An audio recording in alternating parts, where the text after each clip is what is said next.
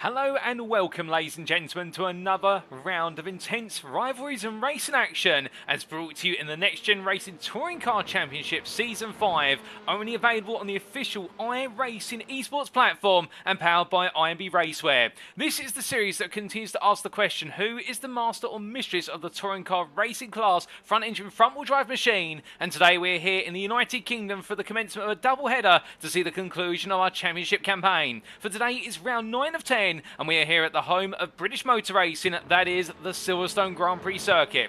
A circuit located on the site of 3 former airfield runways. It is a circuit that has gradually evolved over time into what is arguably one of the most famous international racing circuits in the world, with its lack of elevation change given its historical nature, meaning that this circuit is all about minimising your time going through corners and onto the straights. Indeed, this is a circuit that's all about managing corner apex speed, and the faster you can go from corner to corner and carry the throttle on through, that's where you're going to excel and see the wins come to you. For our drivers, however, it's also going to be a day where it's about battling on the braking, with the circuit being wide open and providing the opportunity for at least 3, 4, not even 5 wide at certain corners, and we could see some brilliant battles which could be championship deciding depending on where the stakes play as our drivers go battling into each and every corner. 18 corners at the circuit, as we'll come to shortly, and all of them have major names to them, indeed many of them household names, and all the drivers today are going to be enjoying what is their first tour around the Silverstone Grand Prix circuit as we see it introduce the NXTCC calendar for the first time. Indeed, we've visited here in the past with both the national and international layouts, but never have we run the full Grand Prix layout.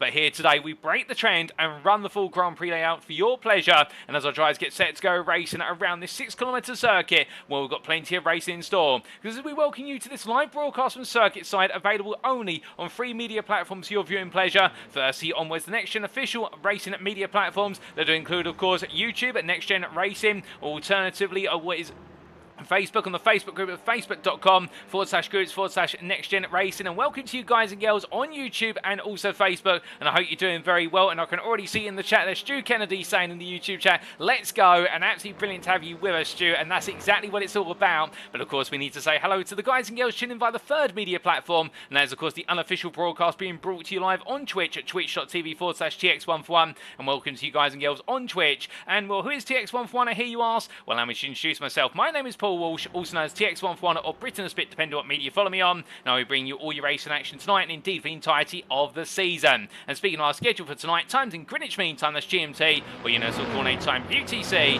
As we can see, we'll be getting underway with our qualifying session in 17 minutes time, our penultimate qualifying session, 15 minutes in duration, and we'll get to see our drivers go full attack around here, no question about it, at 8 o'clock this evening, after which they'll make their way to their grid for the first race of the evening. Race number 1, much like race 2 and 3, will all be 9 laps in duration. They're all sprint races, allotted into about 20 minutes of racing if we do not have any safety cars, but it will be sprint race number 1 at 8:15 this evening, after which we'll take a brief breather, but not without our reverse grid draw, before we come back at just before 9 o'clock this evening for the build-up to race number 2, and then we rinse and repeat with our reverse grid draw after race number 2 for race number 3, and we return at just before 9:45 this evening for the build-up to our final race of the day, and after today, it's Donington Park that waits in the wings in a week's time. But to give you a reminder of the calendar and where we've been thus far and where we still got to go, well, as we can see here, it is the 16th of January today, and goodness me, how time flies when you're having fun, as they say. And all our drivers have been having fun all season, and you guys and girls tuning in have, and we're in the commentary booth as well. But we began the journey in the United Kingdom. We started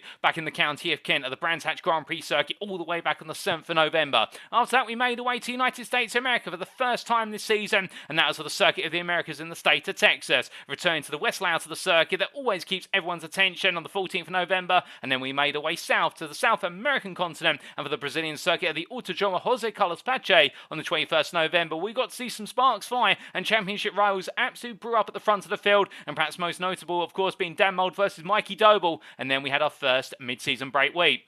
And coming out of the break, we made our way to Canada for round number 4 on the 5th of December, and that was at the Canadian Tire Motorsport Park, and the Motorsport Park absolutely delivering the thrills and spills. Well, then we made our way to Germany for a double header that began at the Nürburgring Grand Prix Strecke, also known as the Grosser Preis Strecke, where drivers taking on the full VLN layout of the circuit on the 12th of December, and nobody leaving anything on the table in some no-holds-barred racing action. And when we made our way a little bit further north, we made our way to the Motorsport Arena Oschersleben on the 19th of December for the second of our our 2 German rounds this season. And the Oschersleben circuit, steeped in history in the NXTCC, of course being the site of our first ever prime overall win, and that accolade of course going back to Reese White in Season 2, and Oschersleben not disappointing when we made our way there. But then we had our second mid-season break in honour of Christmas, and we returned to the racing to kick off 2024 on the 2nd of January at the Circuit Magny-Cours, and in France, the first time we've ever raced at the circuit, and goodness me, what a round of racing we had there in France. I think many of our drivers wanting to go back immediately. We had drama everywhere up and down the field, and perhaps most notably in race number 2, where nobody in the lead of the Prime class could bring it home to the finish line, with our 3 leaders being knocked out of quick contention, and surprise in store there. And last time out, we made our way back to the United States of America for what was round number 8, our final visit to the US of A, and it was at the Sebring International Raceway, with the international layout of the circuit on the 9th of January last week, playing host and absolutely delivering. And whilst it may have been rough and rugged on the cars and drivers, our drivers absolutely loved it and were begging for more. But we are back today in the United Kingdom for the start of the British doubleheader to wrap up the season, and after Silverstone today, we're making our way to Donington Park, and for the first time ever taking on the Grand Prix layout of the circuit on the 23rd of January to bring the curtain down, and we're doing that in tribute to the fact that the Grand Prix layout returns to the British Touring Car Championship calendar for 2024, and what a way to honour what is the return of one of the legendary circuits, the United Kingdom, to the Touring Car calendar. But now let's come on to our championship standings, and here we can see in the overall championship standings, after what is 8 rounds of racing, Wojciech Swirydowicz leading the way on 776 points. Remember, drop scores are in effect, and that's why Mikey Doble right now sits what is the best part of 14 points behind. It could not be closer between the 2 drivers. Well, in fact, as we do the mathematics there, 24 points behind. Let's get ourselves corrected there straight away, and the gap being so close right now, and really with the drop scores in effect, it means that Mikey Doble needs a strong result today, and he needs Swirydowicz not to improve on any of his previous scores. But the challenge is in the fact that Swirydowicz really has been Mr. Consistent in the overall championship standings. In the fact, he wasn't on the grid last time out, so he has a full set of 0 scores to his name, and therefore he'll only be looking to add more points to his tally today, and Doble's going to have to fight uphill against him. Meanwhile, Daniel Martin, P3 on 720 points. Don't count out the RD Simsport driver, who gives pursuit of the Semper Racing and Doble Sim Racing pair, in the fact that Martin right now 1 point lead in the championship. He now falls to P3, but he's got to have his guard on for the fact he has Semper Racing's Jazz Sabula only 5 points behind, and the 2 of them are both fighting for that P3 slot. Jamie Dory on 672 points now finds himself leading the rest of the field in the hunt for the top 4, and in P5 there he's only got a 4-point advantage over Benjamin McCluskey, teammate there keeping him company, and it's Adam Delman, the best part of 9 points behind in P7 ahead of Joseph Doble, who whilst he may be 59 points behind, that doesn't represent the pace he brings to the table, and the Doble Sim Racing driver will be looking to hunt down the top 7, but he's got to be careful because it's only 4 points between him, Dan Mould and Paul Zanatachi to complete your top 10, with Zanatachi last time out Sebring bringing home his first overall podium of the season, and he's been fighting hard for him all season. Now he's galvanised and ready to go, and he moves back into the top 10. P11 sits Gavin Garner, best of the rest, falling outside the top 10 for the first time this season, and the Audi RS3 driver had a nightmare day in the United States of America last week. The pace wasn't there, and indeed it didn't go quite his way, and he'll be hoping for a better day today ahead of Lee Horn on 453 points, and then Luciano Vitford with an absolutely brilliant set of results at Sebring, moving his way back into P13 and taking the fight to Horn and Gardner in the closing stages. Isaac Doble, your leading prime in the overall championship, sits P14 on 435 points, and he has a comfortable advantage there of what is the best part of 36 points to William Guthrie, who's in P15 and we won't see on the grid today due to personal circumstances. I can tell you that William's doing A-OK, ladies and gentlemen, he's just not able to make the race in. But meanwhile, Alex Meredith, the second place prime in the overall championship, sits P16, with misfortune plagued him midway through the season, but he's back on form, indeed looking to try and charge after Isaac Doble in a late charge, but he's got to be careful on the fact he's got Nick Clemens and Daniel Downing for company, with the third place prime driver there from Goldwing Motorsport also looking to get into the top 15 overall before the season is over. It's then Andrew Pike and Matthew Addy who complete your top 20, and outside the top 20 we then come to Martin Shirley, P21 and 288 points, with some difficult rounds recently costing him dear, but he's ahead of Ben Altrier with Reese Watt, Sam Van Olst and Sam Smith completing your top 25. Alan McCain sits P26 ahead of Russell Fowler, with Ian Manners, Jake Clay and Paul Scott completing your top 30, and it's Matthew Sheraton P31, the prime driver there, who had a bit of misfortune at Sebring and looking to right the wrongs today, but he's ahead of Fraser Elphick by a single point, and it's a further 3 to Duncan Rise. Next, John Higgins Jr., P34, returning to the grid today and racing for what will be the team of iRacing Esports. There's been a team change for John Higgins Jr. in the final 2 rounds. He's back after a little bit of a holiday break from the race there, but he's doing very well as well. We're very happy to see him back on the grid. And then we've got Alex Everett, P35, ahead of Michael Lees, with Stephen Fry, P37, and the P739 Motorsports driver continuing to surprise many with some great results coming on through in the Hyundai Elantra. Luke Jones is in P38. And he sits ahead of Harley Bicknell by the best part of 8 points, with Wayne Douglas completing the top 40. Now, outside the top 40, we have Mark Sykes, P41 on 41 points. Well, there's a nomenclature for you. Ahead of Raffle Zarsht, and it's Jonathan Collins, Piotr Jegoslewski, and Damon McQueen who complete your top 45. Ahead of Craig Tillerston, with Harry Gaylor, Mark Kent, Jake Pitt, and Callum Jenkins completing the top 50. And then to wrap up the stands of 59 drivers, it's James Mansell-Scow, who's the final driver to have points to his name. Ahead of 0 points drivers Dom Joy, Nigel Stock, Scott Malcolm, and George Watson. And then it's Peter Greenwood, Gabriel Yilmaz, Ian Wild, and Adam McNally who complete your championship standings. But now coming on to the Prime Championship, and this is where we could see the class wrapped up today, because Isaac Doble sits on 926 points, the 835 of Daniel Downing. It is a gap of 91 points that he has earned the hard way, and Isaac Doble has not dropped a race this season. He's of course dropped a score, but he hasn't had a round where it's not worth talking about the points he's brought to the table, and that's why he leads the way. And all he needs to do today is finish inside the top 15 of the Prime class in all 3 races and get quite close to Daniel Downing. If he does so, he will take the Prime Championship crown with a round to spare. For Downing, wins have got to be the priority. If he doesn't win, he's got to dominate ahead of Doble and make sure to bring home those top 5 finishes, whereas Doble would have to finish at the bottom end of the top 10 or outside of it in order to have a chance going into the season finale. Can Downing make the impossible happen? Well, we've seen the impossible happen before in the NXTCC. You never know. With Alex Meredith, meanwhile, still looking to nip at the heels of the P2 driver, a further 45 points behind. Matthew Addy sits P4 ahead of Ben Altrier in their long fight in the battle for P4 and the right to jump into the top 3, but Altrier there only sitting 30 points clear of Sam Van Ols. He's going to be able to be careful of the Audi RS3 Goldwyn Motorsports driver, who definitely is looking very fast, but the change is that Van Ols has had some difficulties this season, but he's finally putting those aside and the luck is coming his way. Alan McCain sits P7, and keep your eyes on the iRacing Esports drivers of both McCain and Smith, with Smith sitting behind Ian P8 there, Sam Smith in full, in the fact they've got a lot of pace at the fingertips and their points don't necessarily represent the pace they've brought into every round. Matthew Sheraton's P9 ahead of Jay Calais, with Calais breaking back into the top 10 as the last round, ahead of Duncan Rise, who sits P11 best the rest, ahead of Paul Scott, and there's Harley Bicknell in P13 ahead of Luke Jones, and Alex Everett completing a top 15. Mark Sykes sits a further, is 11 points behind in P16 ahead of Stephen Fry, with Craig Tillerston, Fraser Elphick, and Raffle Zarsht completing a top 20. And outside the top 20 from 252 points, it's the 214 of Jonathan Collins in P21, who is staying clear of Piotr Jegoslewski, who has moved 10 points clear of James Smagsgow in the fight for P22. Andrew Holmes and Peter Greenwood complete your top 25, ahead of Callum Jenkins P26, and it's Mark Kent, Ian Wild, George Watson, and Harry Gaylor who complete your top 30, and then Jake Pitts sits a further 11 points afield in P31, ahead of Scott Malcolm, with Gabriel Yilmaz, Nigel Stock, and Dom Joy completing your standings. But now we come on to the Teams Championship, and here we can see it is NXTGEN Pink who lead the way, and they've put quite a bit of distance between themselves and their rivals in terms of this Teams Championship after the way the results went last time out. Now 1,589 points to the 1,491 of Doble Sim Racing, but keep in mind they cannot wrap it up today unless Doble Sim Racing and Semper Racing both have nightmare results and NXTGEN Pink get the majority of the points, so it's still wide open and expect Doble Sim Racing and Semper Racing to bounce back.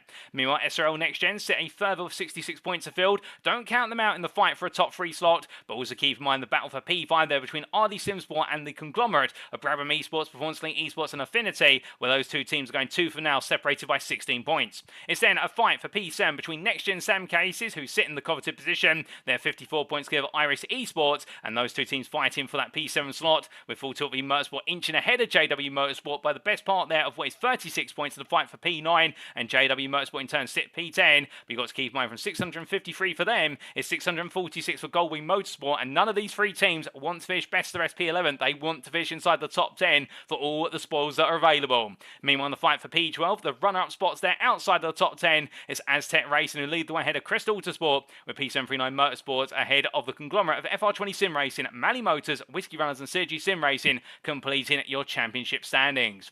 But with the standings updated, let's come to our circuit for today, and we are here at the nearby village of Silverstone in the Northamptonshire County of England, the United Kingdom, for the Grand Prix layout of the Silverstone circuit. As you can see from the circuit map provided us by iRacing.com, thank you to iRacing, of course, for the brilliant simulator that continues to deliver and the circuit maps that come with it. This circuit is fast, it's incredibly quick with regards to the lap time for its length, and that does mean that for our drivers here, it's all going to be about finding the need for speed, but also being ready to be bold on the brakes. And as drivers roar their way around the 18 corners, this circuit has undergone multiple layout revisions over the course of its history, with the current layout standing for the best part now of what is 13 years, if my memory serves me correctly, was the drivers charge across the start-finish line and up towards Abbey at turn number 1, and with the sweeping right-hander before the flat-out left-hander, a farm curve that sets them into the braking zone for Village at turn number 3.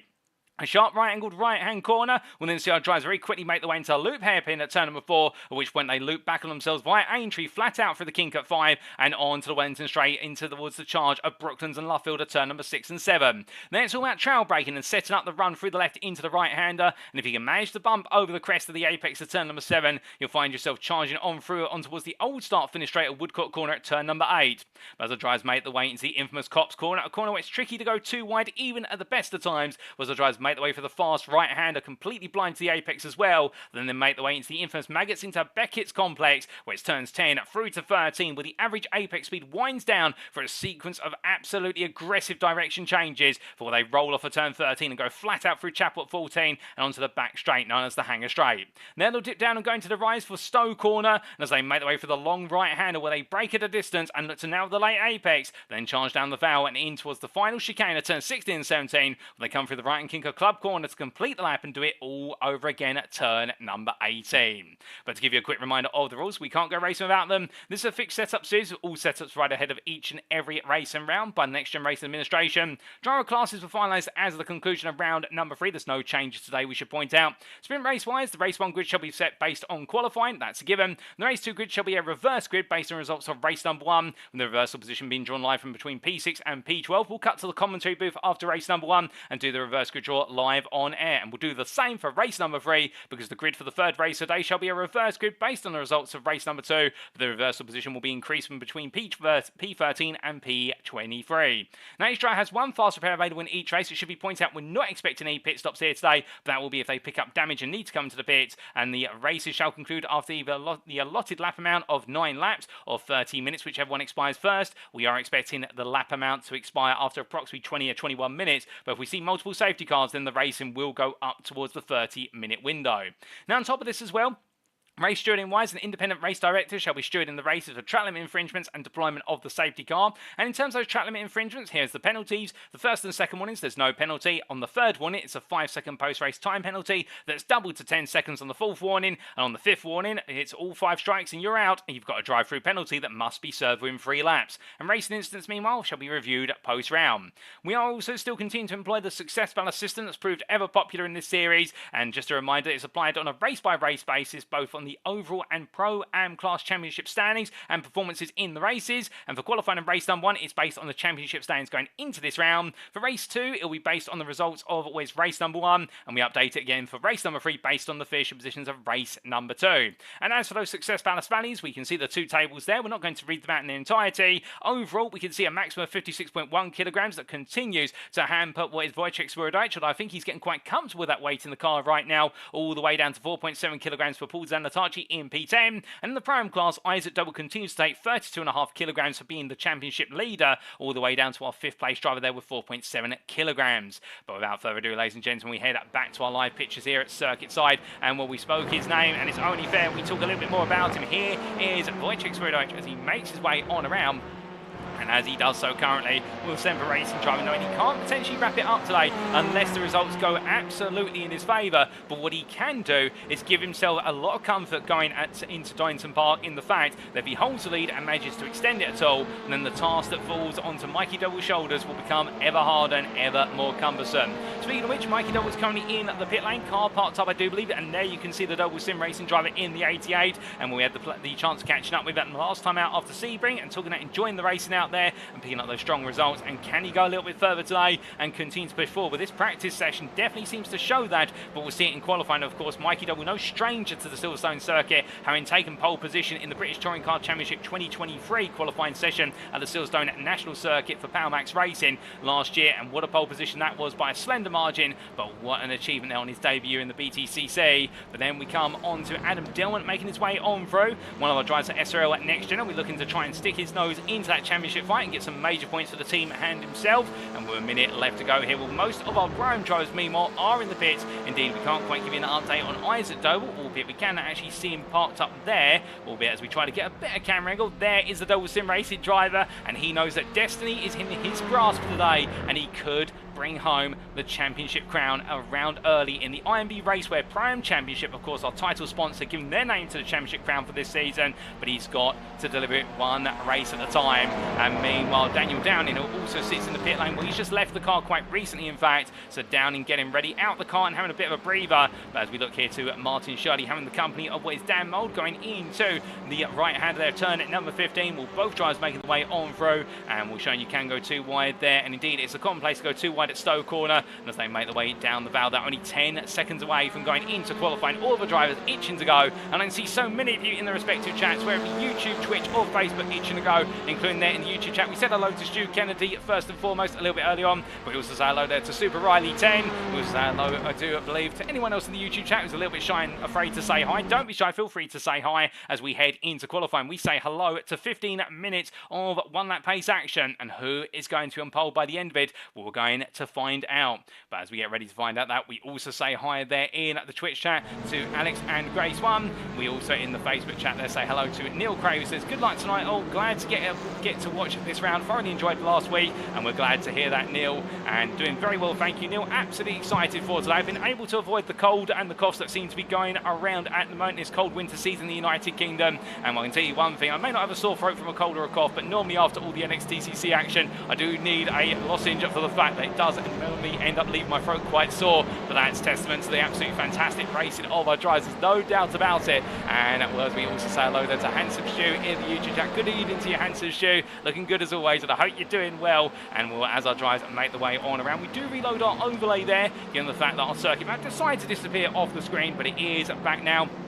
And we arguably have no new drivers on the grid today, but we do have one returning driver. You can see him at a distance here, and that is in the iRacing Esports livery machine, and it is none other than John Higgins Jr., who was on the grid for the first couple of rounds of the season, racing for NXTGEN with Sam Cases, but he's moved to iRacing Esports, and with that, as he makes his way on through here, well, right now, only 2 rounds is going to be competing for the remainder of the season, given they're the 2 to go. But I'll tell you one thing, we're absolutely pleased to see John Higgins Jr. back on the grid, in the fact and following the footsteps of father John Higgins Sr., albeit Sr. most likely will be watching it right now and cheering on his son. But I can see John Higgins Jr. does love to get his elbows out and get stuck in there. And of course, he did bring home that infamous triplet of wins at the Knockhill Racing Circuit in our first ever season of the NXTCC. And what an achievement that was for himself, and at the time the wider team as well, which also did see Rob McGregor in the team.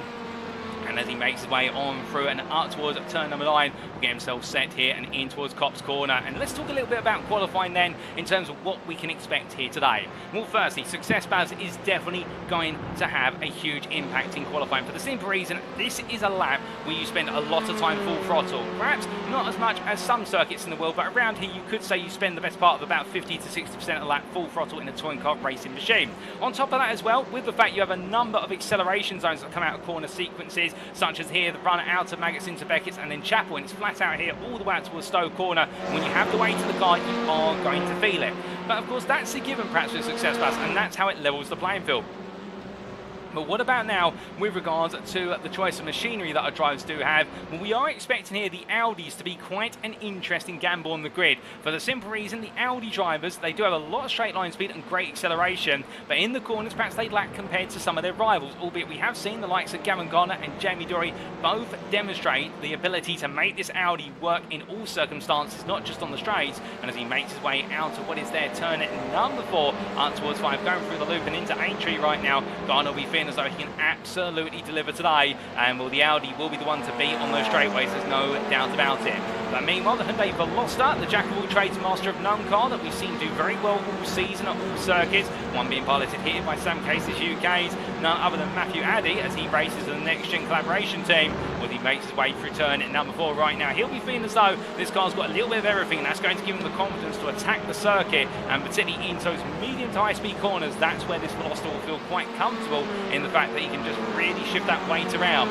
But then we do also have the consideration of what will be the Hyundai Elantras, and we're speaking of one of our Elantra drivers out there. Here's Andrew Pike for iRacing Esports. Now this Elantra, of course, has had the title all season of being the one-lap pace car, and as he makes his way on through Woodcourt and on towards Cops Corner, well, let's talk a little bit about the weather conditions here, because those are going to have a huge effect on the Elantra drivers, and we've seen it time and time again this season. And as we show you the weather on the right-hand side of your screen, as you can see, an ambient right now of what is only 20 degrees centigrade, but a track temperature that's gone rocketing upwards since practice of 34 degrees centigrade, given the fact all the drivers are laying down the rubber and out on the circuit. And when we see those track temperatures start to push above 40, that's when we see the Elantras begin to struggle with front end tyre wear, particularly in the races, when those front tyres go up quicker compared to the rivals, although there, Andrew Pike showing that whilst his front engine front wheel drive, he's not afraid to drift the Hyundai Elantra on through Beckett, and I believe that they're being due towards the rear with brake bias. He's running a bit too aggressive towards the rear of the car and just opening the car up a little bit too much on the rear compared to what he would like. But the point being here, we're expecting the Elantras to go very strongly,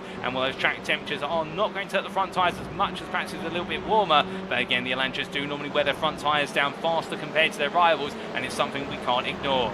But then lastly, of course, we do talk about what the Honda Civics and the Japanese manufacturer bringing on through the wonderful what is FK8 edition machine. And well, as we do see here, none other than Adam Delman making his way on around with the SRL NXTGEN driving in the car that's all about the corners and the brakes, where this car can brake much later compared to its rivals, and we're expecting it to be very strong down into likes of Village and the Loop, where we can expect the Hondas to brake about 10 to 15 minutes later than some of their rivals. They're feeling very confident, and that can lead to some absolutely ferocious side-by-side action.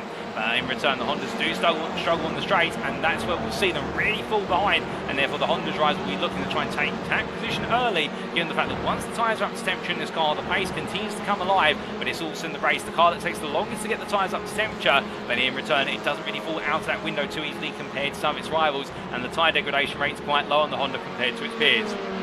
With a quick summary there, and already 5 minutes of qualifying complete. We have got lap times already coming in. The fastest driver out there at the moment is Dan Mould, and the SRL NXTGEN driver here on a 2:16.287. He is currently almost 6/10 faster than the next driver, Luciano Vitford. Although do keep in mind here, all the drivers will be looking for the slipstream off of one another, and we can very quickly expect those lap times to turntable. And indeed, could we be seeing some high 2:15 stay in this qualifying session? I mean, if anybody picks up the perfect toe overlap and delivers every single corner, that is something we could definitely see here. But as we see Mould making his way into Cox Bend, we'll very shortly be getting on board with one of our drivers for the purposes of a reference lap of the Silverstone Grand Prix circuit. Although it is worth noting on the circuit map in the top right corner of your screen just how everybody right now trying to siphon the slipstream off of one another. The only driver opting not to go for that approach would be our driver who's just recently crossed the timeline, and that would be in the form of James Mansell. But otherwise, out of what is our best part of 40 drivers here, the vast majority, bar one, all trying to stay in the toe of one another. And if you're at the front of that field, you've definitely got the comfort of the fact you haven't got the dirty of another car to negotiate, but are you going to be losing out pace on the straights? And well, it is a gamble. But meanwhile, as we look to Jaroslav Spuler, he's running into a line of cars here as he makes his way through into the Val chicane, as he comes on through the left into right, having to be careful of those sausage curves. And now coming on through the final corner of Club, we jump on board here with the full place championship driver as he takes us around for a flying lap of the Silverstone Grand Prix circuit. He's making his way up towards turn at number 1 and absolutely full throttle initially. Now the 50 board, he'll lift off the throttle, drop the car into 4th gear and through the right, as he now puts the throttle back in up to 5th gear through the left-hander, as he brings the car on through and in towards turn number 3. Sharp on the brakes here, braking 80 metres from corner apex all the way down to second gear. Now X-Down brings the car over to the right from Village into the loop, opens up the corner, first gear, right onto the apex curve, and immediately stamps the throttle down up to second gear, and now flat out through Aintree in the tow of Jamie Doreen in front. This will gain him a little bit more speed as he now builds his way down the Wellington straight, staying over to the right here and up towards 5th gear. Will he get to 6th in time? I don't think so, but as he looks to his right hand side looking for his brake mark, it will be around the 50 board and braking about 75 metres from corner apex all the way down to second gear. You can see then the dirty of the car wants to understeer straight, but brings it together nicely, and now through the right hander of Wes Luffield, and as he makes his way around, he's got to be patient here, just wait for it and now get the throttle down, short shift up to 3rd gear in order to help with the rotation, and coming on through the right hander, going through Woodcock Corner, over the apex curve as much as he dares to dream to cut, as he now brings it over to the left hand side, and then up towards what will be Cops Corner.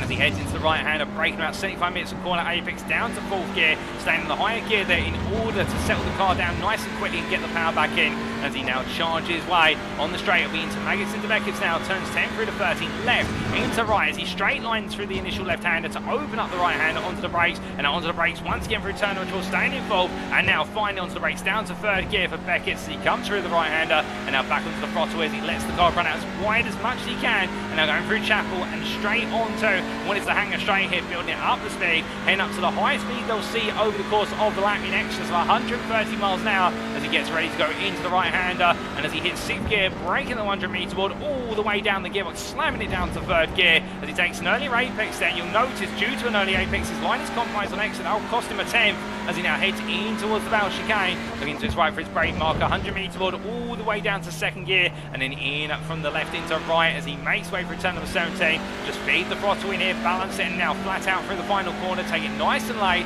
hit the apex, and as he heads to the line, lays a lap of the Silverstone Grand Prix circuit. It's brought to you by Janssen Speeder for Semper Racing, and what was the lap there? Well, it wasn't improved to a 2:16.230, but it wasn't enough to move him up from P9 currently, as more times are coming on in. Mikey Doble goes with P4 ahead of Dan Mould. Meanwhile, we also see Andrew Pike going up to P3. What about in the prime class? Well, Jake Lay right now is holding on to the provisional pole position. This would be his first pole position in class for his NXTCC career if he was to make it happen. He's on a 2:16.432 at the moment, but Matthew Addy responds with 2:16.406, and that is going to be a 10th and a half faster. Well, there's still time to be made here for my drivers. We've still got 5 minutes on the clock.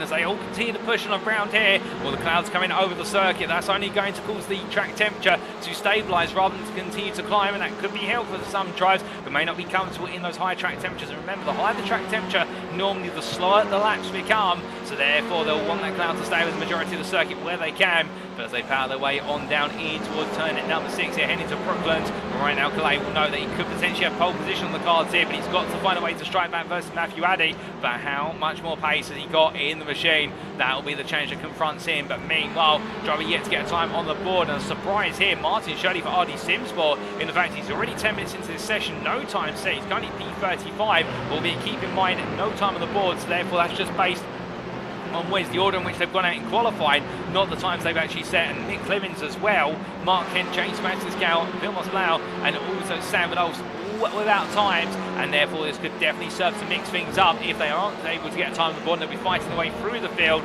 but I would imagine that Shirley would definitely have a time on the Cook right now, or if he doesn't, he'll go for a bank lap soon because he's running out of time. And the thing about this qualifying session as well is with the lap time around here being what is 2 1/3 of a minute, which does mean that it's a very short qualifying session in terms of how many laps you actually have available to you. And you do some quick mental mathematics, that's only really 6 laps plus an out lap available to our drivers, and if you have a cool down lap, well, that does mean you really only have about 3 or 4 laps, and that's why all the drivers here, I think, are refusing to come into the pits, and they want to be out there for the entire session. The tyres will be worn a bit more, but they'll have a bit less fuel in the car by the end of it, and that's the delta. And as they make the way on down, we've got more times coming through, and well, here is the leading pack of qualifying drivers, and Gavin Gardner in the tow there of what is none other than Dan Martin. Well, right now, Gavin Gardner moves into original pole on a 2:15.556. The Audi has life in it, no success bias on the car for Gardner, so the next gen purple pink driver definitely has a huge opportunity here to try and take pole position. Jamie Dory not too far behind him, and Dory carrying a small bit of weight in the car, and what, 10th off at the moment. Could this be an Audi front row lockout? They'll believe it's coming, and if they can make this happen, well, that would be the dream. We've not had a NXTGEN racing a pink double front row for quite some time, if ever. In fact, 531 find my history tapes in my head. But meanwhile, Ben Altriers into the pit lane. He thinks he's got this done. The full tilt motorsport driver, well, coming on in, he won't have time to do another lap in this qualifying session, unless he very quickly gets the car out there. But that car's going to be full of fuel if he does so. So I think he's deciding just to bring it on in and thinks he's done the job. Well, it was a 2:15.92. That is a huge marker that's been set. As Sam Smith, meanwhile, has jumped up the P15, P2 Pro-Am. And Smith right now only had a J. Calais by 1,000th in the hunt for where's the 8th row of the grid. And well, the margins could not be more slender. And as always, you'll notice the top 23 right now separated by under a second, which is from Gavin Gardner to Reese Watt. And the JW Motorsport driver will be thinking he's done a good lap, but right now the fact he's P23 on what is a 2:16.51, which is a phenomenal lap in its own right. But here in the NXTCC, with so many drivers so closely matched, it really does become all about those marginal gains on every corner apex, on every straight. And if you can find that time, well, it could be the difference between you starting P23, as is the case for Reese Watt right now. Things finish as they stand, and we're going to find 1.5 tenths to get to Isaac Doble. But to give you a better comparison, Wayne Douglas in P17, if he was to find a 10th out there, that would launch him all the way from P17 to what would be, I do believe, at P15. So give him 2 places, and he just need a little bit more, and he might even find himself up towards Adam Dillon in P14. Such is the delta between our drivers. And well, looking towards Mikey Doble here, the man who's got the pressure on him today to try and find a way to get under the skin of Wojciech Swirydowicz.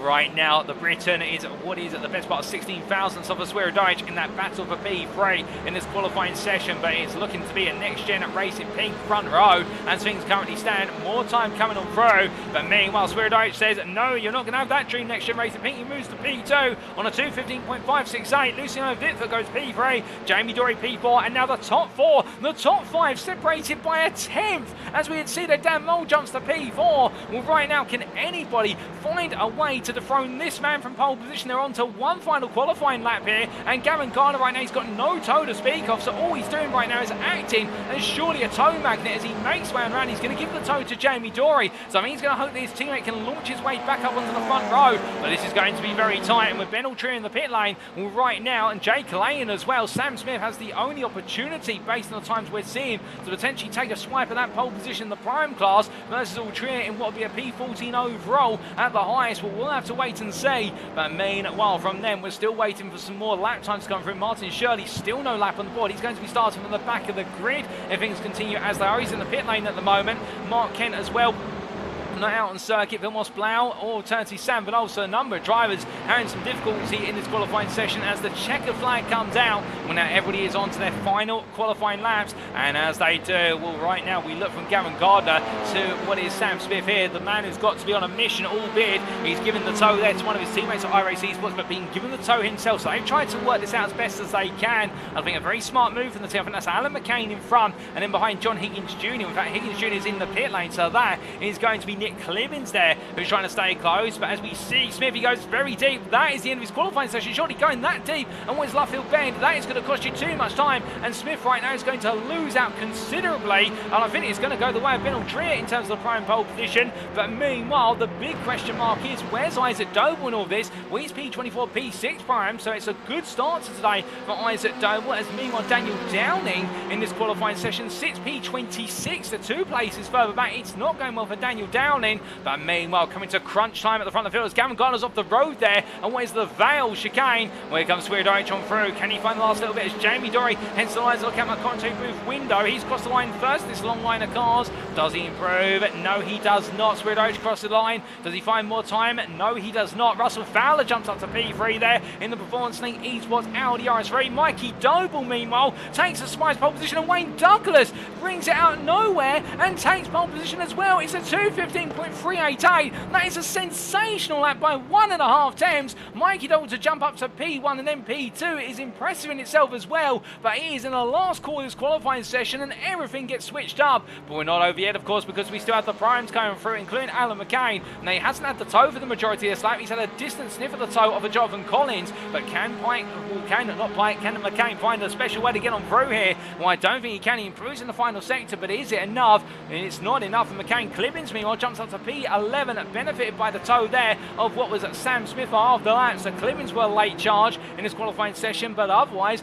that's it, ladies and gentlemen. It is Wayne Douglas who takes his first ever NXTCC overall pole position in the 66 number card there, the Veloster, and he'll have Mikey Doble for company on the front row, and Ben Altrier, he may have called it what was 3 minutes early, but the full tilt motorsport driver takes pro and pole position, P16 overall, in what has been an incredibly intense qualifying session, it must be said. And well, there you can see the top 15 separated by half a second, and in the end Douglas blasted clear at the field, but even still the battle for P2 in this qualifying session through to P6 of Daniel Martin, 300 separating 5 drivers in being on that front row of the grid. I mean, you couldn't ask for a closer qualifying session you tried. We've had it close every round this season, but this has got to be the fiercest one for the top 10 this season so far. It shows you how much it means to the drivers, and that's top 10 overall. And in the prime class, Wojciech find the pole position by a comfortable margin of what was a tenth and a half in the end almost, but Sam Smith and Jay Calais, they all line up together on what will be row number 10, separated by 1,000th, P19, P20, and well, there's going to be some sparks into turns 1, 2 and 3 surely between them following the standing start. Well, we are only moments away from making our way to the grid for our first race of the day, and here is Harley Bicknell starting P33, then P13 in Pro-Am. Qualifying hasn't gone too well for the number 99 Hyundai Elantra driver, but then again, we know the JW Motorsport driver is stronger in the race. Speaking of which, here comes race number 1. So as our drivers make their way onto the grid, this is how they'll line up for the first race of the day. It is Wayne Douglas who takes pole position for Next Gen Pink, joined on the front row by Doble Sim Racing's Mikey Doble. Gavin Garner lines up P3 for Next Gen Pink, joined on the second row by SRL Next Gen's Dan Mould, and then it's Wojciech Swirydowicz for Semper Racing starts P5, and RD Simsports' Daniel Martin started P6. On the full row of the grid, it'll be Russell Fowler for Performance Link Esports, who starts off P7 ahead of Luciano Vitford for Bradman Esports, and then completing your top 10 is Jamie Dory for Next Gen Pink, and Doble Sim Racing for what is Joseph Doble there in P10. P11 goes to Nick Clemens for iRacing Esports ahead of Lee Horn for Next Gen with Sam Cases, and then on row number 7 it's Andrew Pike and Paul Zanatachi for iRacing Esports and Affinity respectively. Jansen Sabida starts P15 for Semper Racing ahead of Ben Altrier, your prime pole sitter for Full Tilt Motorsport. Congratulations to him. And then Adam Delman for SRL Next Gen, and Next Gen Pink's Benjamin McCluskey make up what is your 9th row. Row number 10 is locked out by primes of Sam Smith for iRacing Esports and Jay Calais the privateer, and on row number 11 it's Alan McCain for iRacing Esports and Next Gen with Sam Case's Matthew Addy. We then have the pair of what is Reese Watt for JW Motorsport starting P23 ahead of John Higgins Jr. on his return for iRacing Esports, ahead of P25 Isaac Doble for Doble Sim Racing and Andrew Holmes the privateer. Daniel Downing starts behind his rival for Goldwing Motorsport P27 ahead of Piotr Jigosleski for Semper Racing, and then it's Ian Manners for JW Motorsport and Matthew Sheraton for Aztec Racing to complete your top 30. Luke Jones starts P31 for JW Motorsport ahead of Mark Sykes for Next Gen with Sam Cases, and then we have Harley Bicknell for JW Motorsport and Whiskey Runners Racing Jonathan Collins on the 17th row, with Gabriel Yilmaz and James Mazesgal for Aztec Racing line up on row number 18. Row 19 goes to Craig Tiddleston for FR20 Sim Racing and Sam Benoist for Goldwing Motorsport, and there's going to be on what is your final full row of the grid, Martin Shirley for RD Simsport and Mark Kemp for Full Tilt Motorsport, and then it is Vilmos Blau who starts last but not least, what will be 41 on the grid. All the drivers are set, ladies and gentlemen, and with that we are only now seconds away from going green flag racing. The lights are going on, and it's going to be what will be there, 1 red light, 2 red lights, 3 red lights, 4 red lights, 5 red lights. And it's lights out and away we go for our first race of the day as Wayne Douglas looks to get a good start and a good run into turn 1. Mikey Doble tucks in behind, but look at Gavin Garner on the right. Your picture gets the better launch off the line. The Audi making haste, and as they make the way through the opening corner, side by side they go in towards the opening 2 corners here. Garner's going to hold the inside to the outside, but as they all make the way on through, I'm looking out my country roof window. Everyone's safely made it through the opening corner. Onto the brakes they go. This will be the big test for all the drivers as they come on through here, and as they do, everyone concertina in 2, 3 wide at the best of times as they make the way on through the village corner. Oh, goodness, there's been an instant further down. That includes Luke Jones there, who's been caught astray, and also Jonathan Collins. But meanwhile, they all come through the loop and now onwards up towards Aintree and on to the Wellington Straight. Well, we look back towards the front of the field as Wayne Douglas continues to charge away, and as they make the way in towards turn number 6 here, Gavin Garner under pressure and Wojciech Swirydowicz made some early gains, but now losing out as Swirydowicz looking up the inside, and as they go from the left into right here, well, Swirydowicz trying to go round the outside as they carry the speed on through, goes into left field, and Swirydowicz knows all we need to do is just over in touching distance to Mikey Doble, and he will take the advantage into the season finale. But of course, he'll want more than that as they make the way onwards towards Woodcock Corner here. And right now, Daniel Martin trying to get into the mix there as they come through turn number 8 and up towards 9. But charging away and through onto the old start finish straight as they head on down. Will Russell Fowler, meanwhile, and Lee Horn side by side here as they make the way into towards Cops Bend. And as they do, 2 does not go into 1, or does it? As Fowler drifting slightly on cold tyres. Lee Horn staying there in the Honda that's up to speed. But meanwhile, behind them, Joseph Doble trying to get involved as Fowler brings the car back together, but sees Doble's now on his inside. But as they make the way into Maggots, into Beckett, side by side they go. Who's going to back out? And there's a bit of contact, I think, there for Fowler versus Joseph Doble. Fowler brings it back together, but brings it back on by the escape road there. Safe rejoin for Fowler. Good sportsmanship being shown. Meanwhile, it's going very sideways there for Joseph Doble, who finds himself edged out, carrying on through Beckett. I believe that was in the battle with Paul Zanatachi, although we could be mistaken on that. Don't quote us on it. And as they make the way down the hanger straight here, everyone brings it back together. Doble defends the inside, but as they head up the hill and into the rise for what we Stowe. Well, meanwhile, Daniel Martin still chasing after Jamie Dory. Rear of the car letting go, and Jamie Dory there being a bit too aggressive on cold brakes and cold tyres. The car's not up to temperature yet and almost losing it coming on through the fast right-hander. And as they make their way down to the braking zone here, we can see Daniel Martin going defensive. Meanwhile, further back, as we see all the field now Constantine on the way in, here comes a roaring charge of one of the NXT racing cars. That's Matthew Sheverton, who looks to try and blaze his way out the inside into the Val chicane. And as they come through the right-hander here, with absolutely elbows out plenty, we've got cars off further behind as well. I believe that might have been James Smanson's involved in a bit of an incident with what was the, I do think, Gabriel Yilmaz and also Harley Bicknell. But as they make the way into lap number 2, goodness me, it's been a dramatic end to lap number 1, and we've still got another 8 laps of racing to go. But as they all charged away up towards the village hairpin for the second time of asking, John Higgins Jr. finds himself in the mix, switches back to the inside, and there's a bit of contact there with the side of what is, I do believe, Justice Spula, who goes sideways, and Daniel Martin gets picked up as well. Meanwhile, Daniel Downing avoiding all the carnage in front, and 3 wide just in front of him as they make the way through the corner. And well, I believe right now, side by side with Reese, what you see on the right side of your picture as he makes his way on through Aintree. And as they power the way on through, we refresh the overlay on your screen. Don't adjust your television set, it's not a problem on your end, it's on ours. We get the circuit man back in the top right corner of your screen. And as they make the way in towards the next braking zone here, well, taking a look out the inside of what will be Piotr Czegoszewski. Meanwhile, Downing just waiting, car going a bit on the lock-up there, and that will be Jay Calais. I do believe in a bit of a lock-up fight with what is Isaac Doe and Adam Delmont, and it's getting very scrappy between them as Adam Delmont right now really starts to put a scythe in the midfield in terms of splitting the drivers up. And as they brawl their way on through what we Woodcock Corner here, with still Czegoszewski and what is what going side by side as they make the way up towards turn number 9. The importance of this battle is in the fact that Downing needs to get past and chase after Isaac Doe, but he can't at the moment with these two fighting each other. Czegoszewski, they're falling off the apex, sliding in, giving a small tap to Watt, but here comes Downing. He's going to make it 3 wide, surely, as they make the way in toward the braking zone. Well, as they do here, Watt gets the speed run through, and Downing backs out in the end as they come through Maggots and in towards Beckett's they go, and they return to line of stern. But brave thinking there from Daniel Downing, but not enough of an overspeed in order to make it a reality. But as they come on through, Andrew Holmes, meanwhile, they're in the privateer machine, the Honda Civic Type R, looking to charge down the back straight side by side with Matthew Sheverton in a new livery there for the Aztec Racing driver. And as they head on down the hanger straight on the raw they go. We'll see the Honda starting to lose out in the straight line speed stakes here. Looking in the middle of the turn, Misery, what he thinks about going for the Moses manoeuvre, decides not to part the seas of the 2 drivers, instead waits behind. I think the temptation was very clear as they make the way through the Vale now and in towards the chicane. Forwards the second time of asking. Watt looking up the inside, Holmes goes defensive and trying to keep Watt behind as Watt now looks from outside to inside. Through they go, and Watt in the end still trying to knock the door down, and in the end will find the inside of 17.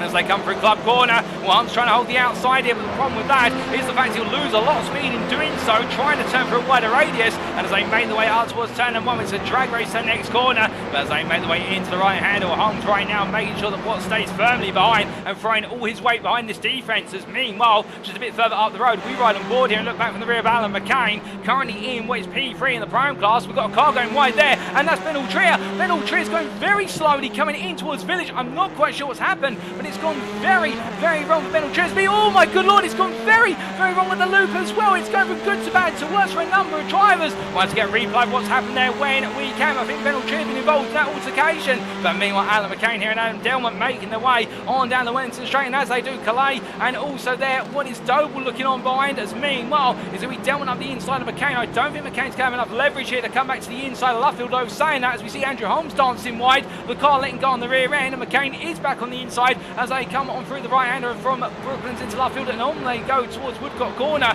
and these two still side by side as they make their way all the way out towards Cox Bend, and McCain on the inside. That's where he wants to be. He's going to have to force Bobby Delmont to go all the way round as they come through the right-hander and in towards turn number 9. A little bit of a slide down to braking from Delmont. That's going to cost him a bit of speed, and McCain goes a bit deep on the corner, elbows out between them, neither driver happy, and as they do, McCain turns to the wall, and well, I think both drivers there seeing a little bit of red, and well, as they do, it's going to be Jake Lane makes his way on past, with Wojciech Doble also avoiding the drama, and well, I think there Adam Delmont and his rival may be called into the stewards room after that race to ask what exactly happened, but as they make the way on through turn at number 13 and down the back straight, Clay right now pushing on as much as possible, and meanwhile question being asked by Cool Shot Racing, which is how is Luciano Vitford getting on? Well, we can show you him here. He's in the lead pack battle right now. He's at the back end of the top 6 battle from P1 through to P6. It is only 2 seconds that separate Wayne Douglas, Dan Mould, Mikey Doble, Gavin Garner, Wojciech Swirydowicz and Luciano Vitford, and as they make the way onto lap number 4 very shortly, well, right now it looks so here, this is the calm before the storm, and it's looking to burst at any moment. As they make their way across the timeline, Swirydowicz the fastest lap of the race at 2:15.831. All these guys right now started to get into the zone more and more as they make their way on around, and as they do so, going into the right-hander shortly of the village hairpin, all through and into that braking zone. Meanwhile, Jamie Dory leading the next pack from P7 all the way back to what is P13. That's Jamie Dory, Lee Horn, Paul Zenatachi, Andrew Pike in completion top 10, and then Nick Clemens, Joseph Dole and John Higgins Jr. Well, then you have a 2-second gap to Benjamin McCluskey in P14, and right now we have very nip and tuck battles here, but I think a lot of our drivers just biding their time, biding their patience and waiting to go on the attack. But meanwhile, speaking of moments that weren't patient necessarily, we take a look back at some of the incidents, starting off with the race start and what was the incident further down the order.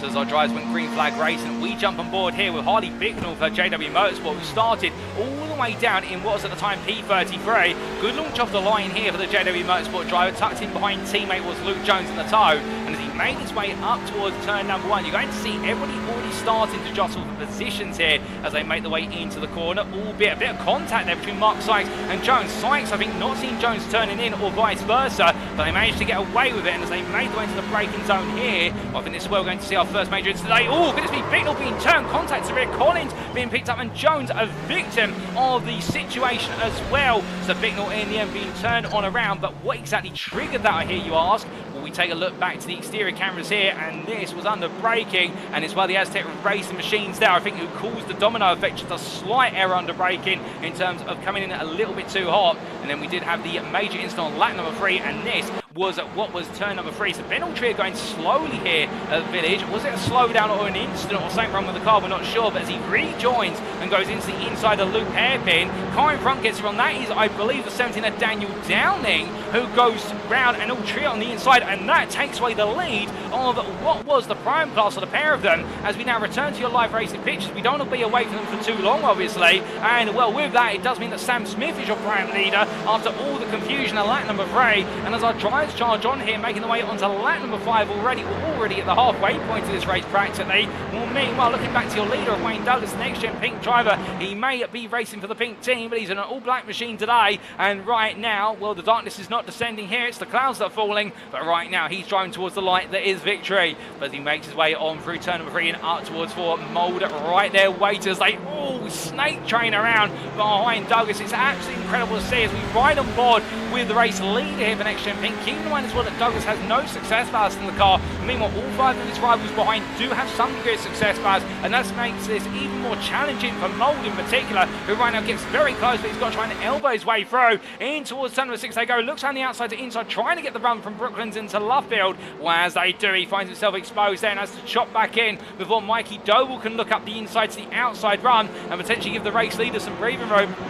And that's the problem here when you're this close to your rivals. Do you fight or do you just wait for the drivers around you to fight each other? Well, when you're Dan Mould, the problem is you've got to fight with the leader, but every time you look to make a move, Mikey Doble's going to be right there behind you thinking, can I get in on the action as well? Well, from them, meanwhile, we look back to Nick Clemens in the rear of your picture. He's the focus in the battle side by side with Joseph Doble here, heading on down the old start finish straight into Cox Bend. It's going to be Joseph Doble on the inside, Clemens on the outside, with John Higgins Jr. getting close as well. And the 2 iRacing esports drivers here trying to gang up from the Doble Sim Racing driver, trying to find their way down through. And as they make the way in towards Maggots here, was going to be Clemens on the inside, but Joseph Doble's not backing out as they switch to the right-hander. They give each other space, just enough. We can see Clemens having to go very deep in the corner, gets it stopped in time and holds the position onto P11 he goes. iRacing Sports a very brave pass there. Nice work for the number 13 driver, and now here comes Higgins Jr. And I can tell you that Higgins Jr. and Joseph Doble, there's no love lost between them. They've both had their fair share of battles in previous rounds and also previous seasons. And as they make their way on down and up towards turn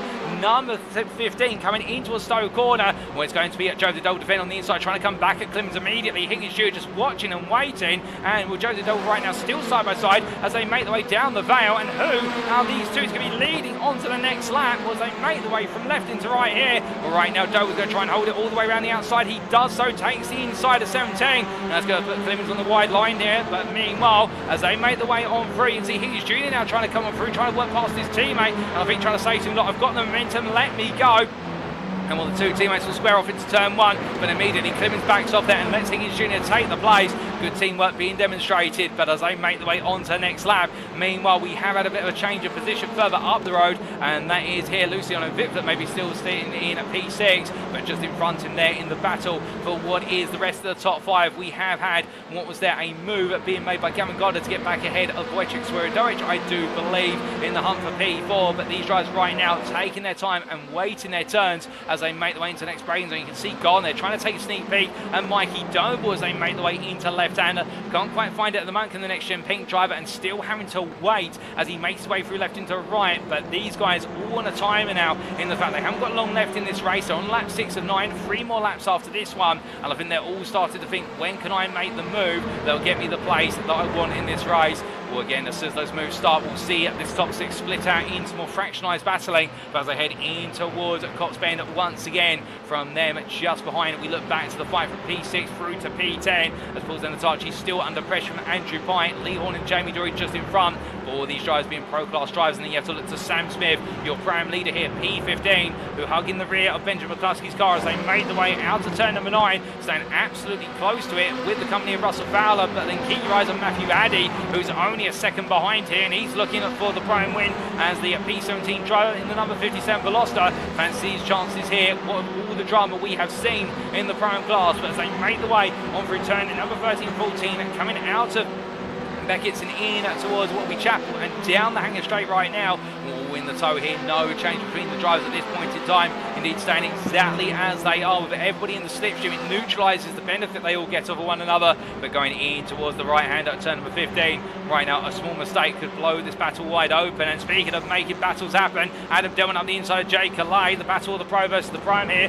Calais not going to give in. He'll want to hold on to the position, and Delman right now is going to be given as good as he can give as they make the way into the Val chicane. Once they do left into right here, and Delman going around the outside to inside. Calais hitting the apex curve at 16. That's not going to help the front suspension. The front left suspension of the car will take a bit of a rock from that, but as they make the way through, Delman will get the move done in a classic outside to inside pass and moves up to P18. But as they make the way onto the start-finish straight, meanwhile here's Matthew Sheridan versus Andrew Holmes. They're fighting for P5 in the prime class, and Holmes right now just staying ahead into the opening corner. But as they make the way through the right into left here, coming through Farm Curve, can the Aztec Racer try to look for the run under braking? We can see Holmes having to go defensive there, using the braking strength of the Honda, but Sheridan goes all the way around the outside. It's a brilliant piece of manoeuvring from Sheridan, and just takes the position and makes it look as though Holmes is absolutely stationary. Well, goodness me, a great move there, and here comes Piotr Jegoslewski behind, who right now I think will fancy his chances as we ride on board with the Semper Racing driver from the Czech Republic. Was he makes the way down the back straight here. These guys all fighting for P5 in the prime class, and all